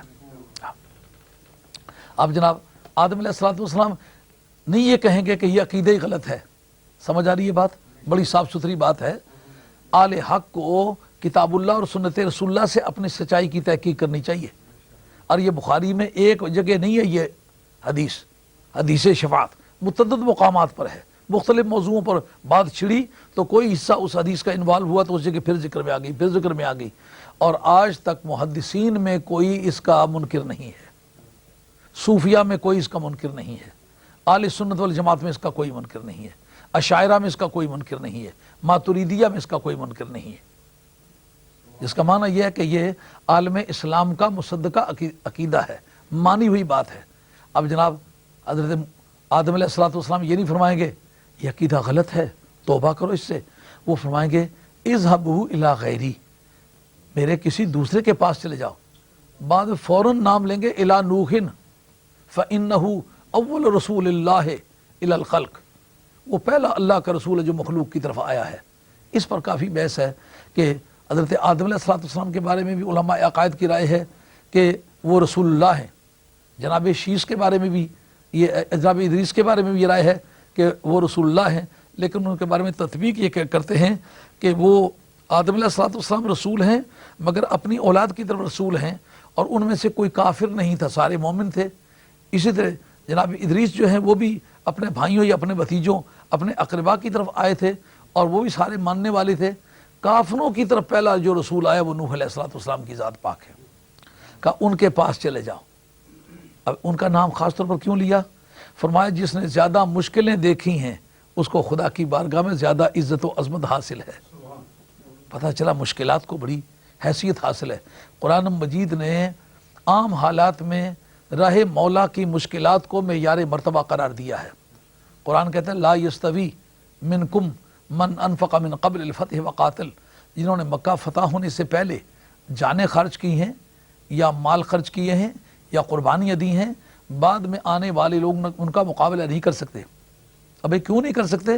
چونکہ ان کی مصیبت کا معیار بہت بلند ہے، اس وقت میں کوئی سہارا نہیں ملا تھا، بے سہارا تھے، ایک مدینے والی ذات پاک کا سہارا تھا، قوت افرادی بہت کم تھی اور جانیں بہت کم تھی، مال ناپید تھا، وسائل ناپید تھے، تو تہی دستی اور انتہائی افلاس کے باوجود دشمن کے گریبان سے انہوں نے ہاتھ نہیں اٹھایا، ہر طرح کی مشکلات سہتے چلے گئے، میں بے نیاز عزیز تھا بڑھتا چلا گیا، ہر قدم پہ موت کھڑی دیکھتی رہی، تو عین موتوں کی یلغاروں میں سے گزر کے، مصائب کے خارزاروں سے گزر کے، اور تکالیف کے وادی ہفت خان سے گزر کے مولا کو راضی کیا ہے، چونکہ رہے مولا میں ان کی تکالیف زیادہ ہیں اس لیے ان کا مرتبہ زیادہ ہے۔ تو چونکہ نوح علیہ السلام کا مرتبہ بایمانہ زیادہ ہے کہ باقی لوگوں کے علاوہ گھر کے اندر افراد ایسے موجود تھے جو ان کے راشن پہ پلتے تھے، ان کی روٹیاں کھاتے تھے، ان کے گھر رہتے تھے، مگر اندرونی طور پر ان کے مشن کے خلاف تھے۔ تو جس آدمی کو اس طرح کی مشکلات پیش آئیں کہ اپنے جگری اور خونی اور اس کے خرچے پر پلنے والے لوگ اس کے ساتھ ذہنی اور اعتقادی موافقت نہ رکھیں، اس کے لیے جو مشکلات کا سما ہوتا ہے وہ اسی کے دیکھنے کا ہوتا ہے، دوسرا آدمی اس کا جائزہ نہیں لے سکتا، نہ اس کا اندازہ ہو سکتا ہے۔ کہا ان کے پاس چلے جاؤ۔ اب حضرت نوح علیہ السلام کے پاس جب آئیں گے ان کو کہیں گے کہ اے حضرت نوح، آپ اللہ تعالیٰ کے نجی اللہ ہیں، آپ کی بڑی شان ہے، آپ نے اتنا لمبا زمانہ اللہ کے دین کی تبلیغ کے 945 برس کا زمانہ تو وہ بنتا ہے جو آپ نے پہلے پیریڈ میں گزارا ہے، بعد میں کتنا وقت گزرا ہوگا اس کے بارے میں کوئی خاص ریکارڈ ہمارے پاس موجود نہیں ہے۔ بہرحال ایک طویل مدت اللہ تعالیٰ کے دین کی خدمت کرنے کا اللہ تعالیٰ نے آپ کو موقع عطا فرمایا، اس لیے ہم سمجھتے ہیں آپ اللہ کے حضور میں چل کے ہمارے بارے میں فریاد کریں تو ہماری مشکل حل ہو سکتی ہے۔ اب آدم علیہ السلام کا بھی اس عقیدے کا انکار نہ کرنا، اور نوح علیہ السلام کا بھی یہ نہ کہنا کہ تم اللہ کے غیر سے کیوں مانگتے ہو، جاؤ سیدھے اللہ کے پاس۔ انہیں پتہ ہے کہ سیدھے اللہ کے پاس جائیں تو بستر بند جائے گا آج، اس وجہ سے وہ یہ مشورہ نہیں دیتے کہ سیدھے جاؤ۔ اس سے پتہ چلا کہ اللہ کے حضور کے لیے بندگان خدا کا رابطہ تسلیم کرنا اور ان کے واسطے کو مفید سمجھنا، یہ قرآن مجید کے اندرونی حالات میں بھی موجود ہے۔ وَلَوْ أَنَّهُمْ إِذْ ظَلَمُوا أَنفُسَهُمْ جَاءُوكَ فَاسْتَغْفَرُوا اللَّهَ وَاسْتَغْفَرَ لَهُمُ الرَّسُولُ لَوَجَدُوا اللَّهَ تَوَّابًا رَحِيمًا۔ اے پیارے، اگر یہ گناہ کر بیٹھے اور تیری بارگاہ میں آ جائیں، اپنے گناہوں کی معافی مانگیں اور تو بھی ساتھ سرٹیفائی کر دے، تو بھی تصدیق کرتے، تو بھی ان کے لیے سفارش کر دے، تو اللہ تعالیٰ کو توبہ قبول کرنے والا مہربان پائیں گے۔ یعنی قرآن مجید نے خود مانا کہ تیرے واسطے سے جو آئے بخدا خدا کا یہی ہے در، نہیں اور کوئی مفر مقر، جو وہاں سے ہو یہیں آ کے ہو، جو یہاں نہیں تو وہاں نہیں۔ تو اب نوح علیہ السلام یہ نہیں کہیں گے کہ یہ عقیدہ غلط ہے، اس سے باز آ جاؤ، کہتے عقیدے کے طور پر ٹھیک ہے، لیکن لستو ہناکم، وہ جس منزل پر تم مجھے سمجھتے ہو نا، لستو فی المکان الذی تحسبوننی، تم جس مقام پر مجھے سمجھتے ہو میں اس مقام پر نہیں ہوں، کیونکہ واقعہ یہ ہوا تھا جسے آدم علیہ السلام نے ذکر کیا نا، میں نے وہ دانہ گندم کھا لیا، اس وجہ سے ندامت محسوس کرتا ہوں۔ جب ضمیر میں زندگی ہو، اپنی کسی معمولی کمزوری کو بھی ذہن بہت بڑی کمزوری سمجھتا ہے، لیکن جس وقت انسان کا ایمان سلامت نہ رہے، ضمیر میں مردگی آ جاتی ہے، نفس بے غیرت ہو جاتا ہے۔ رومی رحمۃ اللہ فرماتے ہیں چوں زیادہ گشت دل را تیر کی، نفس دورا بیش گردد خیر کی۔ جس وقت آدمی گناہ کرتے کرتے دل کو سیاہ کر بیٹھتا ہے تو نفس اس کا بے غیرت ہو جاتا ہے، اس کو کتنی بھی نصیحتیں کرو کوئی اپیل نہیں کرتی، کسی برائی کا درس دو تو فوراً اپیل کرتی ہے، لیکن اگر نیکی کا درس دو اس کو اپیل نہیں کرتا۔ دیکھیں کتنی ساری بات ہے، ایک دانہ گندم کھا لیا ہوا ہے اور اس پر آزمائش بھی اتنی گزری ہے کہ کئی 100 برس تکالیف اٹھائی ہیں اور توبہ منظور ہو گئی ہے۔ تو توبہ منظور ہو چکنے کے بعد ایک معاف شدہ بات کے بارے میں کیا سوچنے کی ضرورت ہے؟ لیکن نبی کے ضمیر میں کس قدر زندگی ہے، کس قدر احساسات میں تازگی ہے کہ نبی سمجھتا ہے کہ مجھے پروردگار نے کہا تھا یہ کام نہیں کرنا، تو میں نے وہ کر ڈالا ہے، آج اس کے حضور میں بات کرتے ہوئے شرمندگی محسوس کرتا ہوں۔ نوح علیہ السلام نے بھی اسی طرح جواب دینا ہے کہ میاں اصل واقعہ یہ ہے کہ جس وقت وہ میرا خاندان ڈوبنے لگا تو میں نے اپنے بیٹے کے بارے میں کہہ دیا کہ مولا کریم یہ میری اولاد میں سے ہے تو اس کو ڈوبنے سے محفوظ فرما لے۔ تو پروردگار عالم نے مجھے کہا کہ یہ عقیدے اور عمل میں تیرے مطابق نہیں ہے، اس لیے اس کو تیرے خاندان میں شمار نہیں کرتا۔ تو مجھے اپنا احساس ہوا کہ مجھے یہ نہیں کہنا چاہیے تھا، میں یہ بات چونکہ کہہ چکا ہوں اس لیے ندامت محسوس کرتا ہوں۔ یہ کتنی ساری بات ہے، ایک آدمی کسی گناہ گار کے بارے میں کہ مولا کریم اس کو معاف کر دے، لیکن انبیاء علیہ السلام کا مزاج ہے، انہیں اس قدر سینسٹیوٹی ہے، اس قدر ان کے دل کے آئینے صاف ہیں، اس قدر ان کے احساسات پاکیزہ ہیں کہ معمولی سی چسک بھی آ جائے تو اس کو پوری طرح سے محسوس کرتے ہیں۔ اس لیے کسی دوسرے بندے کے پاس چلے جاؤ، وہ حضرت ابراہیم علیہ السلام کے پاس آئیں گے، آ کر کے کہیں گے کہ حضرت ابراہیم انت خلیل اللہ، آپ اللہ کے دوست ہیں اور آپ نے رضائے مولا کے لیے آگ میں چھلانگ لگائی ہے، آپ آگ کے شعلوں پر بیٹھ کے رب کو راضی کر چکے ہیں۔ اب آپ کے لیے ہم سمجھتے ہیں جو اللہ نے مرتبہ تجویز فرمایا یا عطا فرمایا ہے اس کا جواب نہیں ہے کائنات میں۔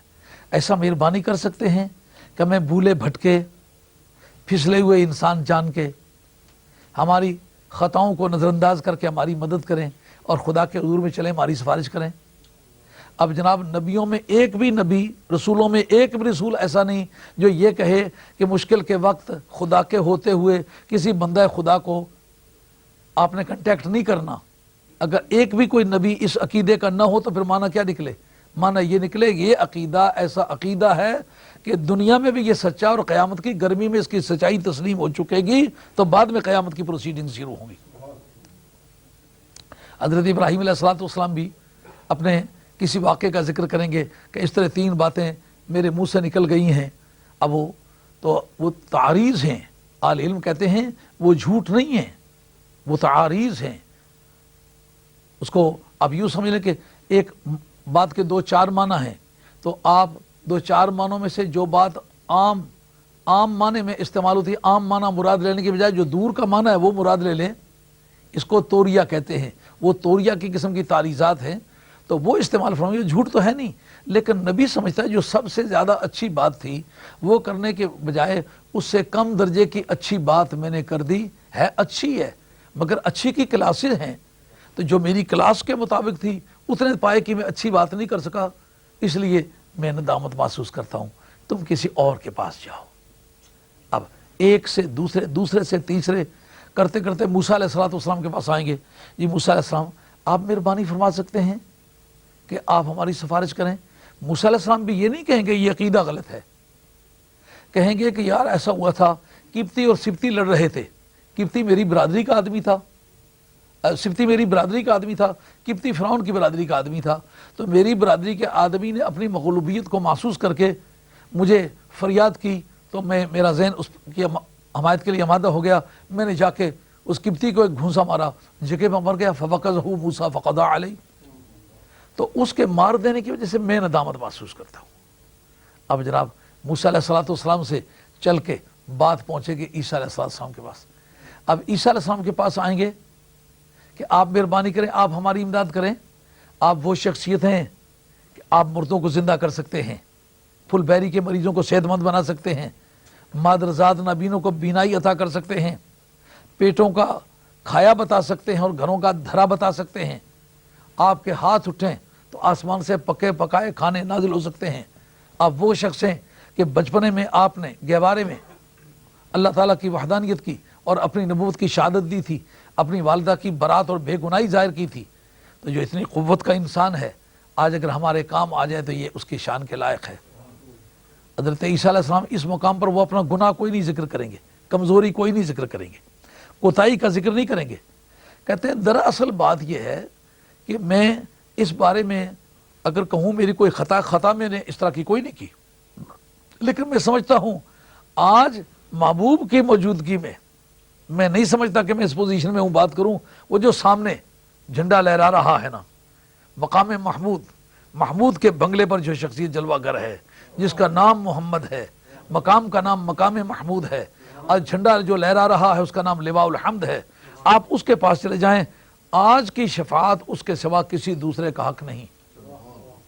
تو اس وقت جب دنیا دوڑی دوڑی ادھر آئے گی نا، اس وقت سرکار تاجدار مدینہ علیہ السلام فرمائیں گے انا لہا، اور جس مقصد کے لیے مارے مارے پھرے ہونا، یہ بے خبری کہ خلق پھری کہاں سے کہاں تمہارے لیے، تم جس مقصد کے لیے مارے مارے پھرے ہونا اس مقصد کے لیے آج میں ہی فٹ ہوں۔ بخدا خدا کا یہی ہے در، نہیں اور کوئی مفر بقر، جو وہاں سے ہو یہیں آ کے ہو، جو یہاں نہیں تو وہاں نہیں۔ سبحان اللہ، کیا خوبصورت موقع ہے۔ اس جگہ امام فخر الدین رازی رحمۃ اللہ کہتے ہیں کہ نبی پاک علیہ السلام نے اپنی شفاعت کا استحقاق بھی بڑا خوبصورت بنا لیا ہوا ہے۔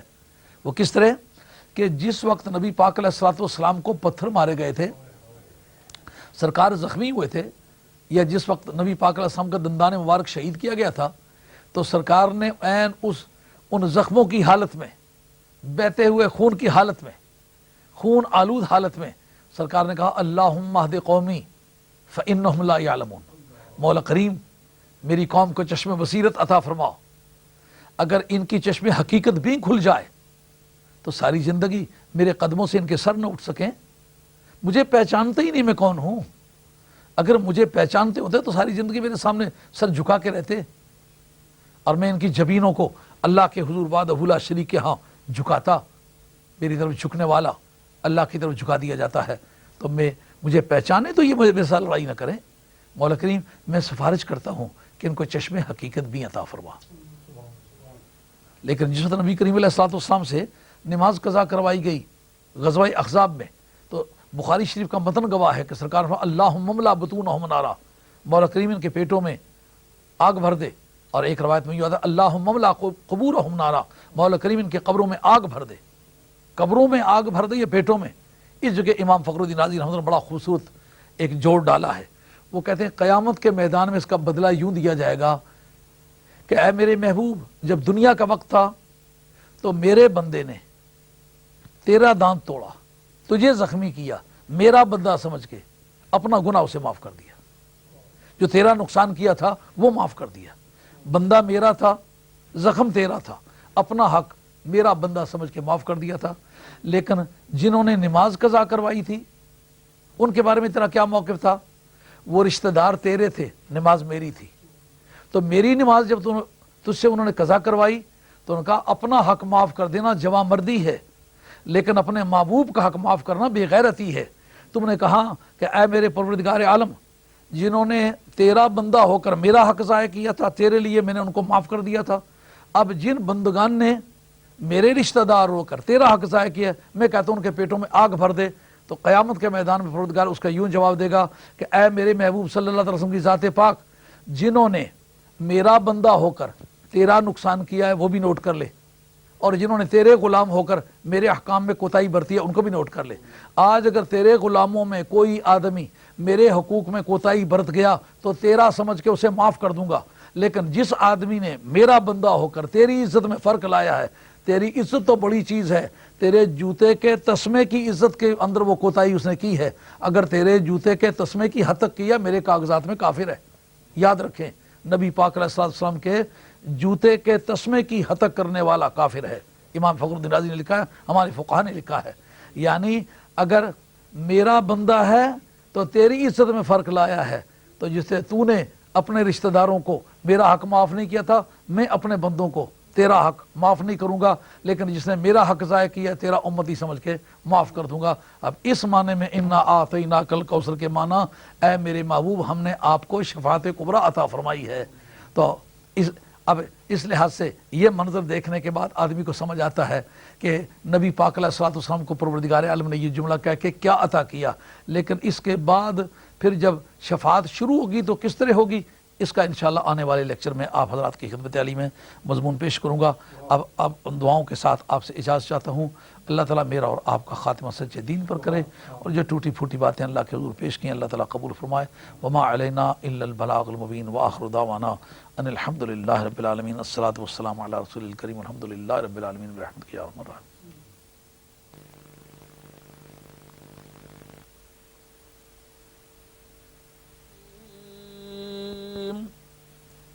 بسم اللہ الرحمن الرحیم،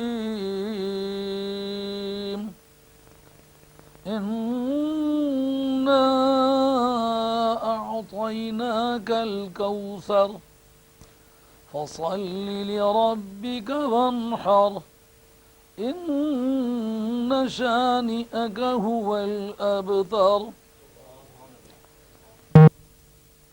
العظيم وبلغنا رسوله النبي الكريم ونحن على ذلك من الشاهدين والشاكرين والحمد لله رب العالمين۔ حضرت حق جل وعلا شانہ وعز اسمہ وتم برہانہ ارشاد فرماتے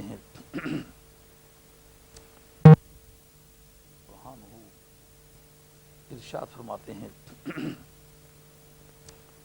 انا بلا شبہ ہم نے اعطیناک الکوثر آپ کو کوثر مرحمت فرمایا، یعنی بے شمار خوبیاں، بے شمار رحمتیں، بے شمار فیضان اور پورا عالم کثرت آپ کو عطا فرمایا۔ فصلی لربک وانحر، آپ اپنے پروردگار کے لیے نماز پڑھیں، وانحر اور اپنے پروردگار کے لیے ہی قربانی کریں۔ Granted you the abundance of the blessings, or the blessings of the total universe. فَصَلِّ لِرَبِّكَ وَانْحَرْ، and you must do prayer for the sake of your Lord, وَانْحَرْ, and sacrifice for him. إِنَّ شَانِئَكَ، verily your enemy هُوَ الْأَبْتَرُ is deprived of the blessings. So this is the verbal translation of the passage I recited before you. اللہ کریم کا یہ فرمانا کہ بے شک ہم نے آپ کو کوثر عطا فرمایا۔ اس کوثر کی ایک تعبیر شفاعت کبریٰ ہے، یعنی قیامت کی گرمی میں، جیسا کہ میں گزشتہ لیکچر میں کہہ چکا ہوں کہ دنیا گرمی معاشر میں ماری ماری پھرے گی، بالآخر سرکار دو عالم علیہ السلام کے حضور میں حاضری دے گی۔ اس وقت سرکار دو عالم علیہ السلام فرماتے ہیں کہ مجھے اللہ کی بارگاہ میں حاضری کی اجازت دی جائے گی۔ جس وقت میں پروردگار عالم کو دیکھوں گا تو میں اس کی بارگاہ میں سجدے میں گر جاؤں گا۔ اس وقت پروردگار عالم مجھے فرمائیں گے ارفع راسک یا محمد صلی اللہ تعالی علیہ وآلہ وسلم، اے میرے محبوب محمد صلی اللہ علیہ وآلہ وسلم، آپ اپنا سر اقدس اٹھائیں، آپ سل تو تہو، آپ سوال کریں، جو آپ سوال کریں گے آپ کو دیا جائے گا۔ یہ نہیں کہ آپ کیا سوال کریں، کتنا دیا جائے گا، جو سوال کریں گے آپ کو دیا جائے گا۔ اور اشفع تو شفع، آپ شفاعت کریں، آپ کی شفاعت قبول کی جائے گی۔ اس سے پتہ چلتا ہے نا کہ قیامت کی گرمی میں سرکار دو عالم علیہ السلام کا تعلق بے فائدہ نہیں ہے، نتیجہ لانے والا ہے۔ اس وقت حضرت سید دو عالم علیہ السلام فرماتے ہیں کہ مجھے حکم ہوگا کہ تم فلاں فلاں کیٹیگری کے لوگ، مثال کے طور پر جو بدکاریاں کرتے رہے، جو شرابیں پیتے رہے، جنہوں نے برے برے کام کیے، اس طرح مختلف کیٹیگری، فَيُحَدُّ لِي حَدًّا، پروردگار عالم میرے لیے ایک حد مقرر فرما دیں گے، تو میں اس حد کے مطابق جا کے نا تو ان کو دوزخ سے نکال کے لاؤں گا۔ اب دوزخ میں تو بعد میں جانا ہے، تو یہاں دوزخ سے نکالنے کے معنی پہ تطبیق دیتے ہوئے محدثین کہتے ہیں کہ اس وقت جس حالت میں دنیا کھڑی ہوگی وہ دوزخ ہی کا سما ہوگا، دوزخ ہی کی کیفیات ہوں گی، یا یہ کہ یہ بات اس وقت پیش آئے گی جب لوگ اپنے گناہوں کی وجہ سے دوزخ میں جا چکے ہوں گے۔ اس کی تفصیلات کچھ ہوں، مگر سرکار کو پروردگار عالم نے یہ صلاحیت عطا فرمائی ہے کہ کئی لاکھ انسان بیک وقت بغیر کسی حساب کتاب کے صرف سرکار کے کہے پر ان کو دوزخ سے نکال کے جنت میں لایا جائے گا۔ پھر سرکار فرماتے ہیں پھر میں سجدے میں کروں گا۔ اس طرح 3 چکر یکے بعد دیگرے لگیں گے، اور جن کو میں نکال کے لاؤں گا ان کے بارے میں یہ بحث نہیں چھڑے گی انہوں نے کتنے کام کیے ہیں، کیسے کام کیے ہیں، کون کون سے گناہ کیے ہیں۔ حضرت ابو ہریرہ رضی اللہ عنہ سے روایت ہے، کہتے ہیں کہ سرکار دو عالم السلام نے فرمایا کہ اِنَّ لِكُلِّ نَبِيٍّ دعوتاً مستجابتاً وخبات دعوتی شفاعت لامتی یوم القیامہ، او کما قال علیہ الصلوۃ والسلام، ہر ایک نبی اور ہر ایک رسول کے لیے ایک مقبول دعا ہے جو ہر نبی نے اپنے اپنے موقع پر مانگ لی۔ مثال کے طور پر جس وقت نوح علیہ الصلوۃ والسلام کو قوم نے کہا یا نوح قد جادلتنا فاکثرت جدالنا فأتنا بما تعدنا ان کنت من الصادقین، اب تمہارے پاس اگر کوئی قوت ہے تو ہمیں اس کا مظاہرہ کر کے دکھا، ہم نے ساری زندگی تم نے تنگ کیا ہے، دھمکیاں دیتے دیتے گزاری ہے، آج ہم تمہاری کسی دھمکی کو تسلیم کرنے کے لیے تیار نہیں، اگر تو سچا ہے تو کچھ کر دکھا۔ آج کے حالات میں آدمی سوچنے لگتا ہے کہ اگر میں کوئی غلط کام کرتا ہوں مجھ پر کیوں عذاب نہیں آ جاتا، اگر میں نے فلاں بزرگ کی بے ادبی کی ہے، ہتک کی ہے، تو میرا کچھ بگڑا کیوں نہیں۔ کبھی لوگ نبیوں کی بے ادبی اور ہتک کرتے رہے، مولا کریم ان کو موقع دیتا رہا۔ فرعون سال ہا سال تک جیا، خدا کہلواتا رہا، اب پروردگار عالم کا اسے موقع دینا اس کا یہ مطلب نہیں کہ یہ کام وہ جائز کرتا رہا۔ مسلمانوں اپنے گناہ کو گناہ سمجھو، اپنی برائیوں سے توبہ کرو۔ کچھ دیر موقع مل جانا یا مہلت مل جانا یہ کسی جرم نہ ہونے کی دلیل نہیں ہوگا، یہ کسی گناہ کے گناہ نہ ہونے کا ثبوت نہیں ہوگا، بلکہ بعض وقت اس آدمی کو گناہوں کا زیادہ موقع دینے کا مقصد آئندہ اس کی سزا میں شدت پیدا کرنا ہوتا ہے۔ تو اس طرح موقع ملتا رہا تو نوح علیہ الصلوۃ والسلام نے اس وقت دعا مانگی، قال نوح رب لا تذر علی الارض من الکافرین دیارا، مولا کریم گھروں میں رہنے والے جتنے کافر ہیں سب کا صفایا کر دے۔ اب وہ نوح علیہ الصلوۃ والسلام کی وہ دعا تھی، آنن فآنن پروردگار عالم نے پوری فرمائی۔ اس طرح مختلف موقعوں پر عیسیٰ علیہ السلام نے، موسیٰ علیہ السلام نے، دوسرے انبیاء و مرسلین علیہم الصلاۃ والسلام نے وہ دعائیں مانگ لی۔ سرکار دو عالم السلام پر بھی وہ وقت آیا جب لوگوں نے ستایا، وہ دعا مانگ سکتے تھے، لیکن سرکار فرماتے خبات و دعوتی شفاعت لی امتی یوم القیامہ، اس کے لیے یہ پابندی نہیں تھی کہ وہ دعا دنیا میں مانگے یا قیامت میں مانگے۔ ایک دعا ایسی ہے جو کسی حالت میں رد نہیں فرمائیں گے، کہا وہ دعا تو میں نے سنبھال کے رکھنی ہے، جب میری امت پر آڑا وقت بنے گا، جب کوئی تدبیر بچ نکلنے کی نہ ہوگی، میں کہوں گا وہ مولا کریم جو تم نے مجھ سے وعدہ کر رکھا ہے نا کہ وہ دعا کبھی رد نہیں فرمائیں گے، آج وہ دعا کرتا ہوں تاکہ میری امت کا بیڑا پار ہو جائے۔ اعلیٰ حضرت رحمۃ اللہ فرماتے ہیں رضا پل سے اب وجد کرتے گزریے کہ ہے رب سلم ندائے محمد، مولا کریم میری امت کو بچا لے۔ مولا کریم سرکار فرماتے ہیں جب پل صراط سے میری قوم گزری جا رہی ہوگی، جناب سیدہ کی حضور کی بات کا میں عرض کرتی ہوں یا رسول اللہ، قیامت کے میدان میں آپ کی ملاقات مطلوب ہو تو کہاں آپ سے ملاقات کی جائے؟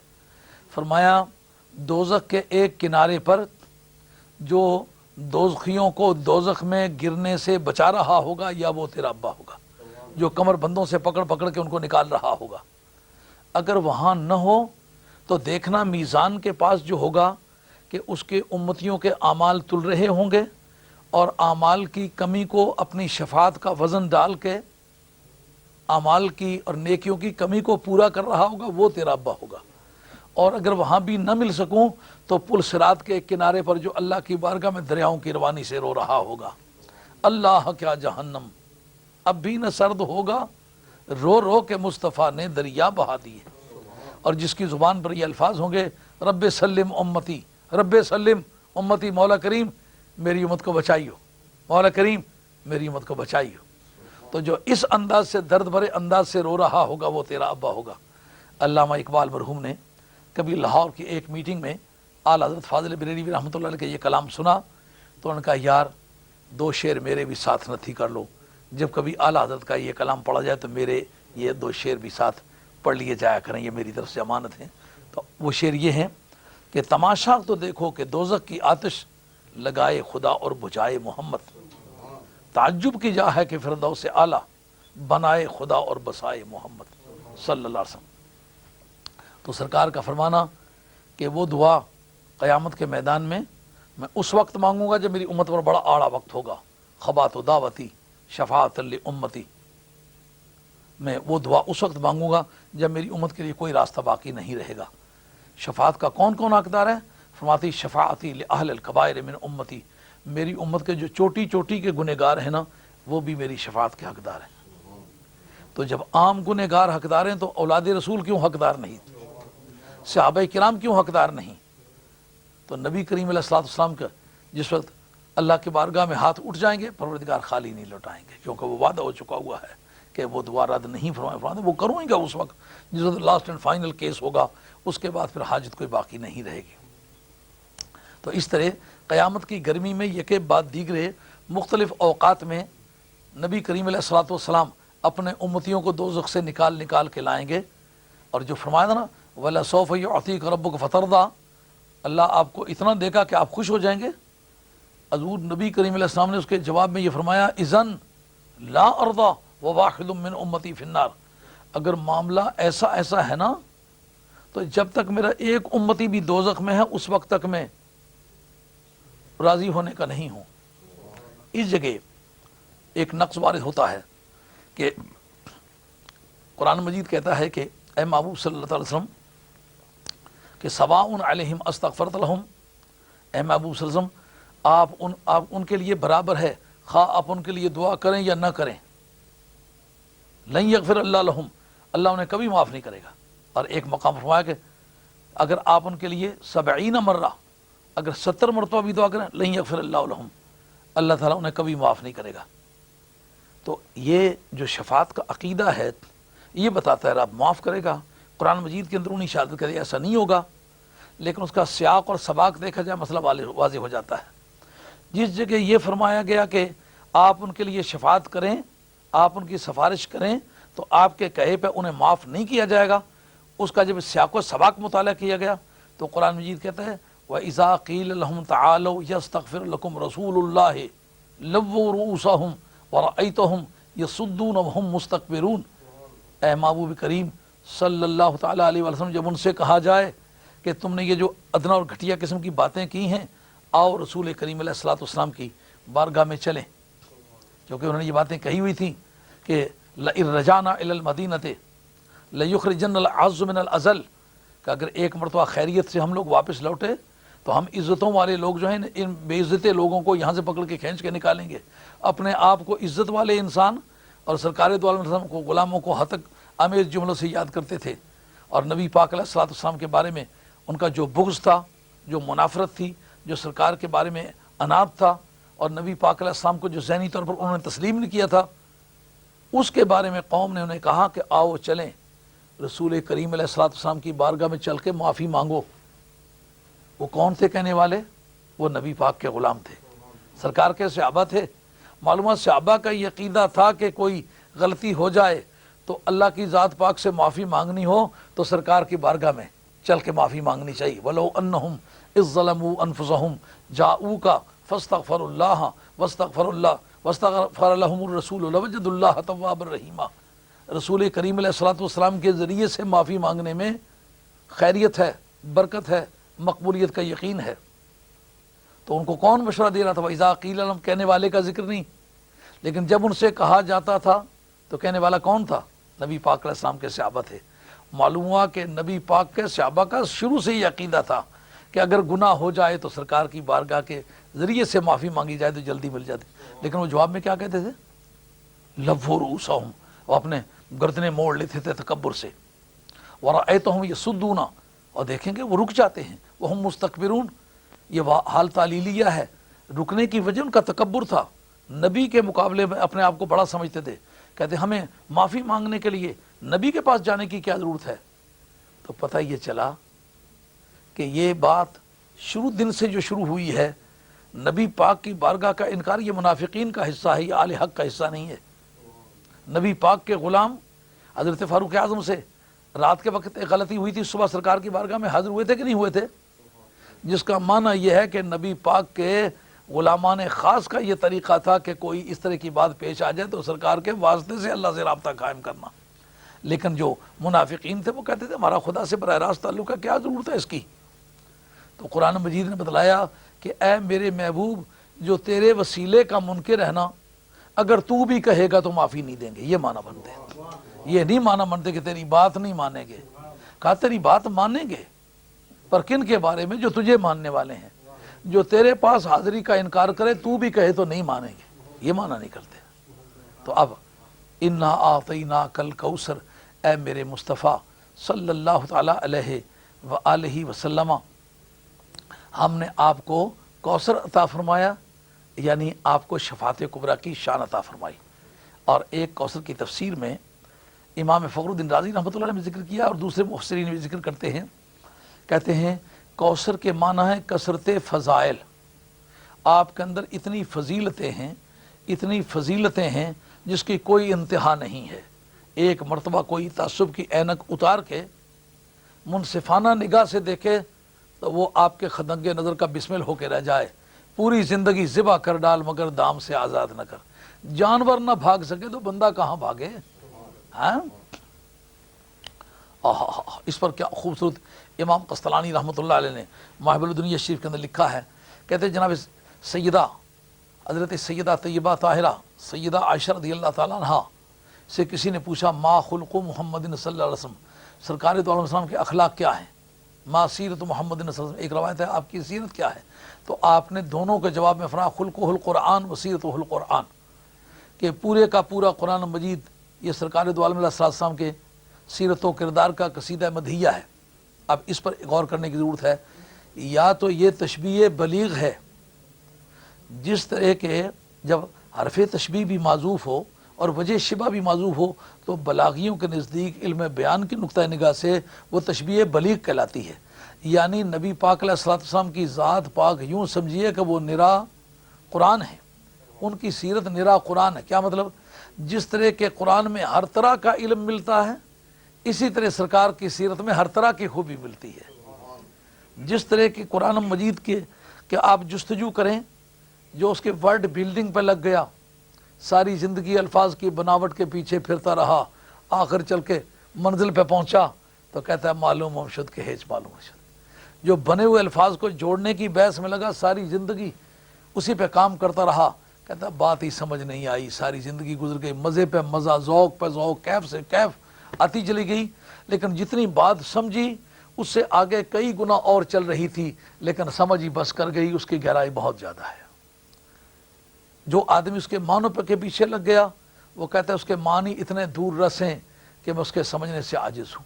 جو اس کے حسن بیان پہ لگ گیا، اس حسن بیان کی داد دیتا چلا گیا، جو اس کے حسن قانون پہ گفتگو کرنے لگا کہ قرآن مجید نے احکام القرآن، یعنی وہ لیگل اسپیکٹ کو ڈیل کرنے والی جو آیات ہیں، ان میں سو اللہ کیسا خوبصورت دیا ہے، میٹریمونی اللہ کیسا دیا ہے، تو اس پر غور کرے تو وہ ساری زندگی اسی پہ بیت جاتی ہے۔ آج اگر آپ ایک ایک جملہ قرآن مجید کا لے کے مطالعہ کریں تو آپ حیران ہو جائیں، جتنے دانشور ہیں وہ گم ہیں انہی سفروں میں۔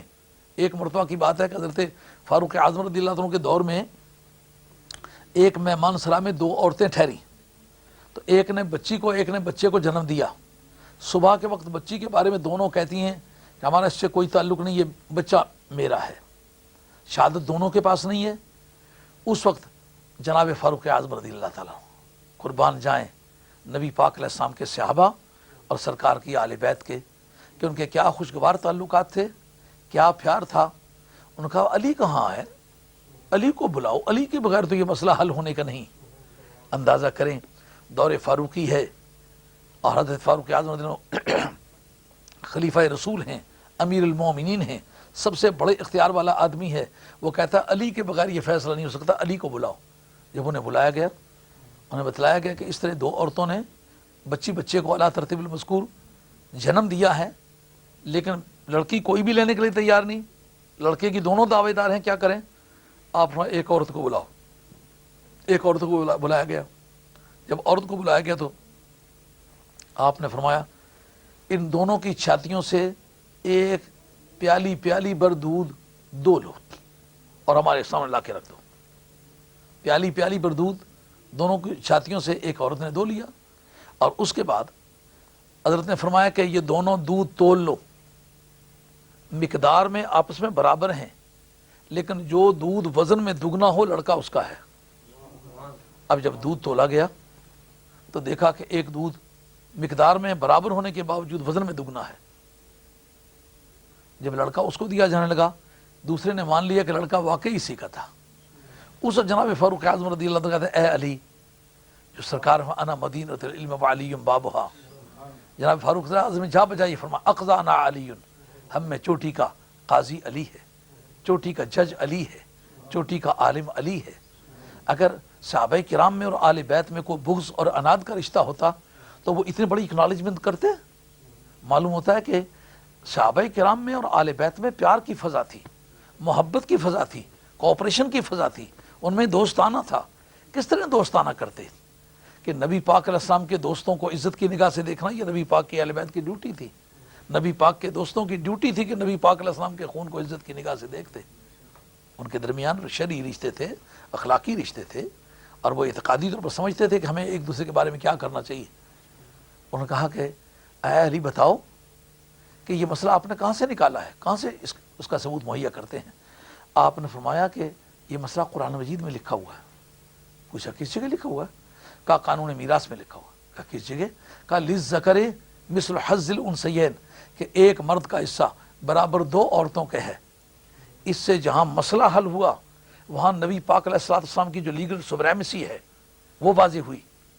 نبی پاک علیہ السلام کا قانون اتنا بالادست ہے کہ پوری روئے زمین پر، پوری دنیا میں ماؤں کی چھاتیوں میں جو دودھ کی ڈسٹریبیوشن ہوتی ہے، جو اس کی بھی ڈویژن ہوتی ہے، وہ نبی پاک علیہ السلام کے قانون کے مطابق ہوتی ہے۔ اس سے نبی پاک علیہ السلام کے قانون کی اور دین کی عالمگیریت کہ ماؤں کی چھاتیوں میں بٹنے والا دودھ بھی محبوب کریم صلی اللہ علیہ وسلم کے قانون کے مطابق بٹ رہا ہے، تو جس طرح اس قرآن عظیم میں ہمہ گیر اور عالمگیر قسم کا نالج ہے. اسی طرح نبی پاک علیہ الصلوۃ والسلام کے ہر قدم پر اتنا فیضان ہے جس طرح قرآن کی عطا معلوم نہیں ہو سکتی، اسی طرح نبی پاک علیہ السلام کے سیرت و کردار اور فضائل کی عطا معلوم نہیں ہو سکتی. بئی معنی حضرت سیدہ کے ارشاد کا یہ معنی ہے کہ جس طرح قرآن بے مثال ہے، کردار مصطفیٰ بھی بے مثال ہے. لم یأت نظیرک فی نظر مثلے تو نشد پیدا جانا، جگ راج کو تاج تورے سر سوہے تجھ کو شہ دوسرا جانا. دنیا بیت گئی لیکن تیرے جوڑ کا کوئی مل نہ سکا. تو حضرت سیدہ عائشہ رضی اللہ تعالیٰ کے قول کے مطابق پھر الکوثر کا معنی یہ بن جائے گا کہ اے میرے مصطفیٰ، تیری ذات میں ہم نے اس قدر کثرت فضائل رکھی ہے کہ جس طرح قرآن مجید کے فضائل کی کوئی انتہا نہیں. تاریخی طور پر جو مطالعہ کرتا ہے وہ اشش کر اٹھتا ہے، جیسا کہ آج کے اورینٹلسٹ نے یہ مانا ہے کہ جس وقت نبی کریم علیہ الصلوۃ والسلام مکہ المکرمہ میں تھے تو ایرانیوں کی اور رومنوں کی آپس میں جنگ ہوئی. اتفاق کی بات کہ رومنوں کو شکست ہو گئی، ایرانی جیت گئے، اور مشرکین مکہ نے بغلیں بجائیں کہ وہ تو دراصل مشن کے اعتبار سے، سوچ کے اعتبار سے ہمارے موقف کے آدمی ہیں. یعنی مشرکین وہ آتش پرست تھے، یہ بت پرست تھے، وہ بھی غیر اللہ کو پوجنے والے، یہ بھی غیر اللہ کو پوجنے والے. اور وہ کہہ رہے تھے کہ تم اپنے آپ کو اہل کتاب سمجھتے ہو، اور رومن امپائر وہ کرسچن ہیں، وہ بھی اپنے آپ کو اہل کتاب سمجھتے ہیں. تو اہل کتاب کو شکست ہوئی ہے اور بت پرست جیت گئے ہیں. ہم بت پرست ہیں، تم اہل کتاب ہو. کل ہماری تمہاری جو آپس میں مزاحمت ہونے والی ہے اس میں بھی ہم جیتیں گے، تم ہارو گے. اس پر حضرت صدیق اکبر رضی اللہ عنہ کو گراں گزرا. انہوں نے امیہ ابن خلف سے ایک بازی لڑا لی، ایک شرط مان لی کہ جناب اتنے عرصے میں اللہ کو اگر منظور ہوا رومن جیتیں گے، ایرانی ہاریں گے، اور اتنے اونٹ جیت ہار کے ہیں. اتنے اونٹ اگر ہم جیت جائیں تو تمہیں دینے ہوں گے، اور اگر تمہاری بات ٹھیک نکل آئے تو ہم اتنے اونٹ دیں گے. جب سرکار کی بارگاہ میں یہ مسئلہ پیش ہوا تو سرکار دو عالم علیہ السلام نے یہ ارشاد فرمایا کہ اے صدیق اکبر، عمر یہ جو آپ نے مدت رکھی ہے یہ کم رکھی ہے، 8 سال عمر کر لیں، 8 سال کی مدت رکھ لیں، اور اونٹ بھی کم رکھیں، اونٹ بھی بڑھا لیں، 100 اونٹ آپ مقرر کر لیں. تو اونٹوں کی گنتی بھی بڑھا لی گئی اور مدت بھی ایکسٹینڈ کر لی گئی. مدت 8 برس ہے اور اونٹ جیت ہار کے 100.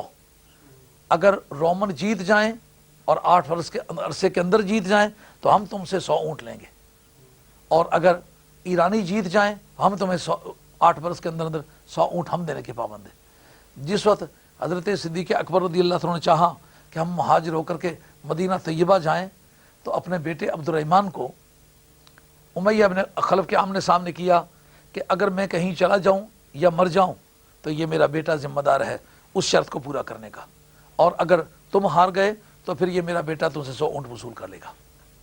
اس بنیاد پر یہ ایگریمنٹ ہو گیا. اور اللہ تعالیٰ کی شان دیکھیے کہ تاریخ کا ورق الٹ کے دیکھیں تو یہ بات تو وقت سے پہلے کہی تھی نا. اگر مستقبل کا علم نہ ہوتا تو اللہ کا نبی یہ کہتا کہ یہ شرط باندھ لو. اور آج اورینٹلسٹ نے یہ تسلیم کیا ہے، کہتا ہے قرآن مجید نے وقت سے پہلے جو پریڈکشن کی ہے، اگر یہ اللہ کی کتاب نہ ہوتی، اگر یہ کسی کی اپنی فیبریکیشن ہوتی تو یہ ٹھیک نہ نکلتی. حالات ایسے نظر نہیں آتے تھے کہ رومنوں کی جیت ہو. جس دن بدر کی جنگ ہو رہی ہے، ادھر بدریوں کے مقابلے میں کفار مکہ کو شکست ہو رہی ہے اور ادھر ایرانیوں کو رومنوں کے مقابلے میں شکست ہو رہی ہے. تو ایک ہی دن میں دونوں شکستیں کفار کی تھیں. ادھر مشرکین ایران کی شکست تھی اور ادھر مشرکین مکہ کی شکست تھی، اور ادھر نبی پاک علیہ الصلوۃ والسلام کے جھنڈے فتوحات کے پھریرے لہرا رہے تھے اور ادھر رومنوں کے پھریرے لہرا رہے تھے. اور اس بات کو آج کے اورینٹلسٹ نے مانا ہے کہ اس پریڈکشن نے ہم پر ثابت کیا کہ ہسٹوریکلی قرآن مجید کی سچائی کو ہم چیلنج نہیں کر سکتے، کیونکہ قرآن مجید نے جس ذمہ داری سے وہ بات بیان کی تھی وہ بات اسی طرح نکلی. اب سیدۃ عالم علیہ السلام کی ذات بابرکات کو حضرت سیدہ کا تشبیہ دینا کہ سرکار کی سیرت طیبہ، یعنی جس طرح قرآن مجید کی پریڈکشنز غلط ثابت نہیں ہوئی، اسی طریقے سے نبی پاک علیہ السلام کے جو ارشادات ہیں وہ کسی بھی مقام پر چل کر کے چیلنج نہیں ہوئے. جس طرح سے سرکار نے فرمایا تھا وہ اسی طرح سے نمودار ہوئے. دنیا نے مانا کہ نبی کریم علیہ السلام کی نگاہیں یہ سارے مناظر دیکھ رہی تھیں. جیسا کہ مسلم شریف کا حدیث ہے، سرکار نے فرمایا کہ او میرے غلاموں، ایک وقت وہ آنے والا ہے کہ تم نے مصر فتح کرنا ہے، لیکن مصریوں سے سختی نہیں کرنی. اس وقت مصر ایک بڑی ویل اسٹیبلشڈ حکومت ہے، اور صحرائے عرب میں بیٹھنے والے وہ مسافر جن کے پاس پھوٹی کوڑی تک نہیں، ٹوٹا ہوا حجرہ تک نہیں، رات رہنے کے لیے مکان نہیں، پہننے کو کپڑا نہیں، کھانے کو روٹی نہیں، سونے کو بستر نہیں، اور جینے کے لوازمات نہیں، ان کو جب یہ کہا جائے کہ تم سے سختی نہیں کرنا. ایک صحابی نے یہ بات نہیں کہی کہ یا رسول اللہ صلی اللہ علیہ وسلم یہ بات کیسے ہو سکتی ہے، ہماری پوزیشن کیا ہے، ہم بیچارے ہم مارے مارے پھر رہے ہیں، نانے جویں کو ترس رہے ہیں، اتنی بڑی حکومتوں کے تختے ہم الٹیں گے. ایک صحابی کا نہ کہنا، اس کا مطلب یہ ہے کہ صحابہ کا یہ یقین تھا جو بات منہ سے تمہارے نکلی وہ بات ہو کے رہی، جو دن کو کہہ دیا شب تو رات ہو کے رہی. پوچھی تو کیا بات پوچھی؟ انہوں نے کہا یا رسول اللہ صلی اللہ علیہ وسلم ہم آپ سے گزارش کرتے ہیں کہ یہ بات آپ نے کیوں فرمائی ہے کہ ان سے سختی نہ کرنا. کتب سیاق کی حدیث ہے، معمولی کتاب کی حدیث نہیں ہے. آپ نے فرمایا دراصل بات یہ ہے وہ میری دادی صاحبہ کا بیکا وطن ہے. دادی کون سی؟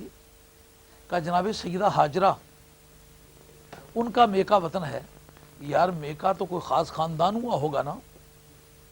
ماؤں بہنوں کی عادت ہے جب اپنے محلے میں شادی شدہ ہوں تو اپنے خاندان کو میکا کہتی ہیں، دو چار محلے چھوڑ کے پورے وطن کو بیکا سمجھتی ہیں. تو اس شہر کے لوگ میری دادی صاحبہ کے میکے وطن کے لوگ ہیں. جب ان کو اذیت پہنچے گی تو میری دادی کی روح آزردہ ہوگی. اس جگہ جتنے بھی آل حق سن رہے ہو اس بات پر ذرا غور کرو. اس بات کی سچائی تسلیم کرنے پر کتنے عقائد تسلیم کرنے پڑیں گے. بھائی مصر افریقہ کا ملک ہے، بات کہاں ہو رہی ہے؟ مدینہ طیبہ میں ہو رہی ہے. یہ حجاز ہے، ہزاروں میل کا فاصلہ درمیان میں ہے. اگر جنگ ہو رہی ہوگی ایجپٹ میں، مصر میں لڑائی ہو رہی ہوگی، تو جس کا مزار مکہ شریف میں اس کو کس طرح پتا چلے گا کہ جنگ کہاں ہو رہی ہے؟ تو جس کی وفات کو کئی ہزار برس گزر چکے ہیں، اگر یہ عقیدہ صحیح ہو کہ مرنے کے بعد خاتمہ ہی ہو جاتا ہے تو پھر محسوس کون کرے گا جی؟ حضور کا یہ فرمانا کہ میری دادی صاحبہ کو اذیت پہنچے گی، کیا معنی نکلے؟ کہ لجپالوں کی عادت ہے قبروں میں بھی چلے جاتے ہیں، اپنے محبت کے تعلقات کو زندہ رکھتے ہیں، پاس کرتے ہیں کہ کون میرا کیا لگتا ہے. اس سے مسلمانوں جتنے بھی مسلمان اسے سن رہے ہو، یہ اپنے دل اور دماغ میں یہ بات بٹھاؤ کہ ماں کے میکے وطن کو خوش رکھنا ہے. ماں کی خوشی اپنے میکے خاندان کے ساتھ تعلقات اچھے رکھنے پر حاصل رہتی ہے. اگر ماں کے بھائیوں سے لڑائی کی جائے، اپنے ماموزاد بھائیوں سے لڑائی کی جائے، اپنے مسیروں خلیروں سے لڑائی کی جائے تو ماں ناخوش ہو جاتی ہے. تو یہ جس طرح اس کو زندگی میں خوش ہونے کا حق ہے، اس طرح مرنے کے بعد بھی اس کو خوش ناخوش ہونے کا حق ہے. جیسا کہ کتاب الوفا کے اندر حدیث آتی ہے کہ نبی کریم علیہ السلام کی ذات بابرکات نے حضرت سیدہ خدیجہ کبریٰ کی سہیلیوں کا بڑی دیکھ بھال متعدد موقع پر فرمائی. جب کبھی وہ مدینہ طیبہ میں سرکار کے پاس حاضر ہوتی، سرکار بڑی شفقت فرماتے. جناب سیدہ عائشہ رضی اللہ تعالیٰ عرض کرنے لگی یا رسول اللہ آپ خدیجہ کی سہیلیوں سے بڑی مروت فرماتے ہیں، یہ دیکھ کے بڑی حیرت ہوتی ہے، آپ خدیجہ کی سہیلیوں سے اتنی کیوں شفقت فرماتے ہیں؟ فرمایا کہ دراصل خدیجہ کا مجھ پر حق ہے بڑا، اس کے مجھ پر احسان ہیں. تیرے ابے کے احسانات کا بدلہ نہیں دے سکا اور خدیجہ کے احسانات کا بدلہ نہیں دے سکا. پوری دنیا میں جس نے جو مجھ پر احسان کیا اس کا بدلہ دیا ہے، لیکن ان دو شخصیتوں کا بدلہ میرے ذمے باقی رہ گیا ہے. وہ کیا؟ کہ جو خدیجہ نے مجھ پر مال خرچ کیا، جو میرے لیے تکلیفیں اٹھائیں، جو دکھ سہے، جو میرے مشن کے لیے دوڑ دھوپ کی اور سیاسی حالات ہموار کیے، معاشی حالات ہموار کیے اور میرے دکھوں میں راتیں جاگ کے گزاریں، اس کا بدلہ مجھ سے نہیں دیا جا سکا. اور اسی طرح تیرے ابے نے بھی جو میری خدمات کی ہیں میں ان کا بدلہ نہیں دے سکا. تو اب جس وقت یہ سہیلیاں آتی ہیں تو جناب خدیجہ کی روح انتظار کرتی ہے کہ میں ان سے کیسا سلوک کروں گا. کیا مطلب نکلتا ہے؟ ان کا مزار تو مکہ شریف میں جنت المعلیٰ میں ہے، سرکار مدینہ طیبہ میں ہیں، کئی سو میل کا فاصلہ راستے میں حائل ہے. تو نبی پاک علیہ السلام کیا باور کرانا چاہتے ہیں کہ جب ان کو پتہ نہ ہو تو اذیت کیا پہنچے گی؟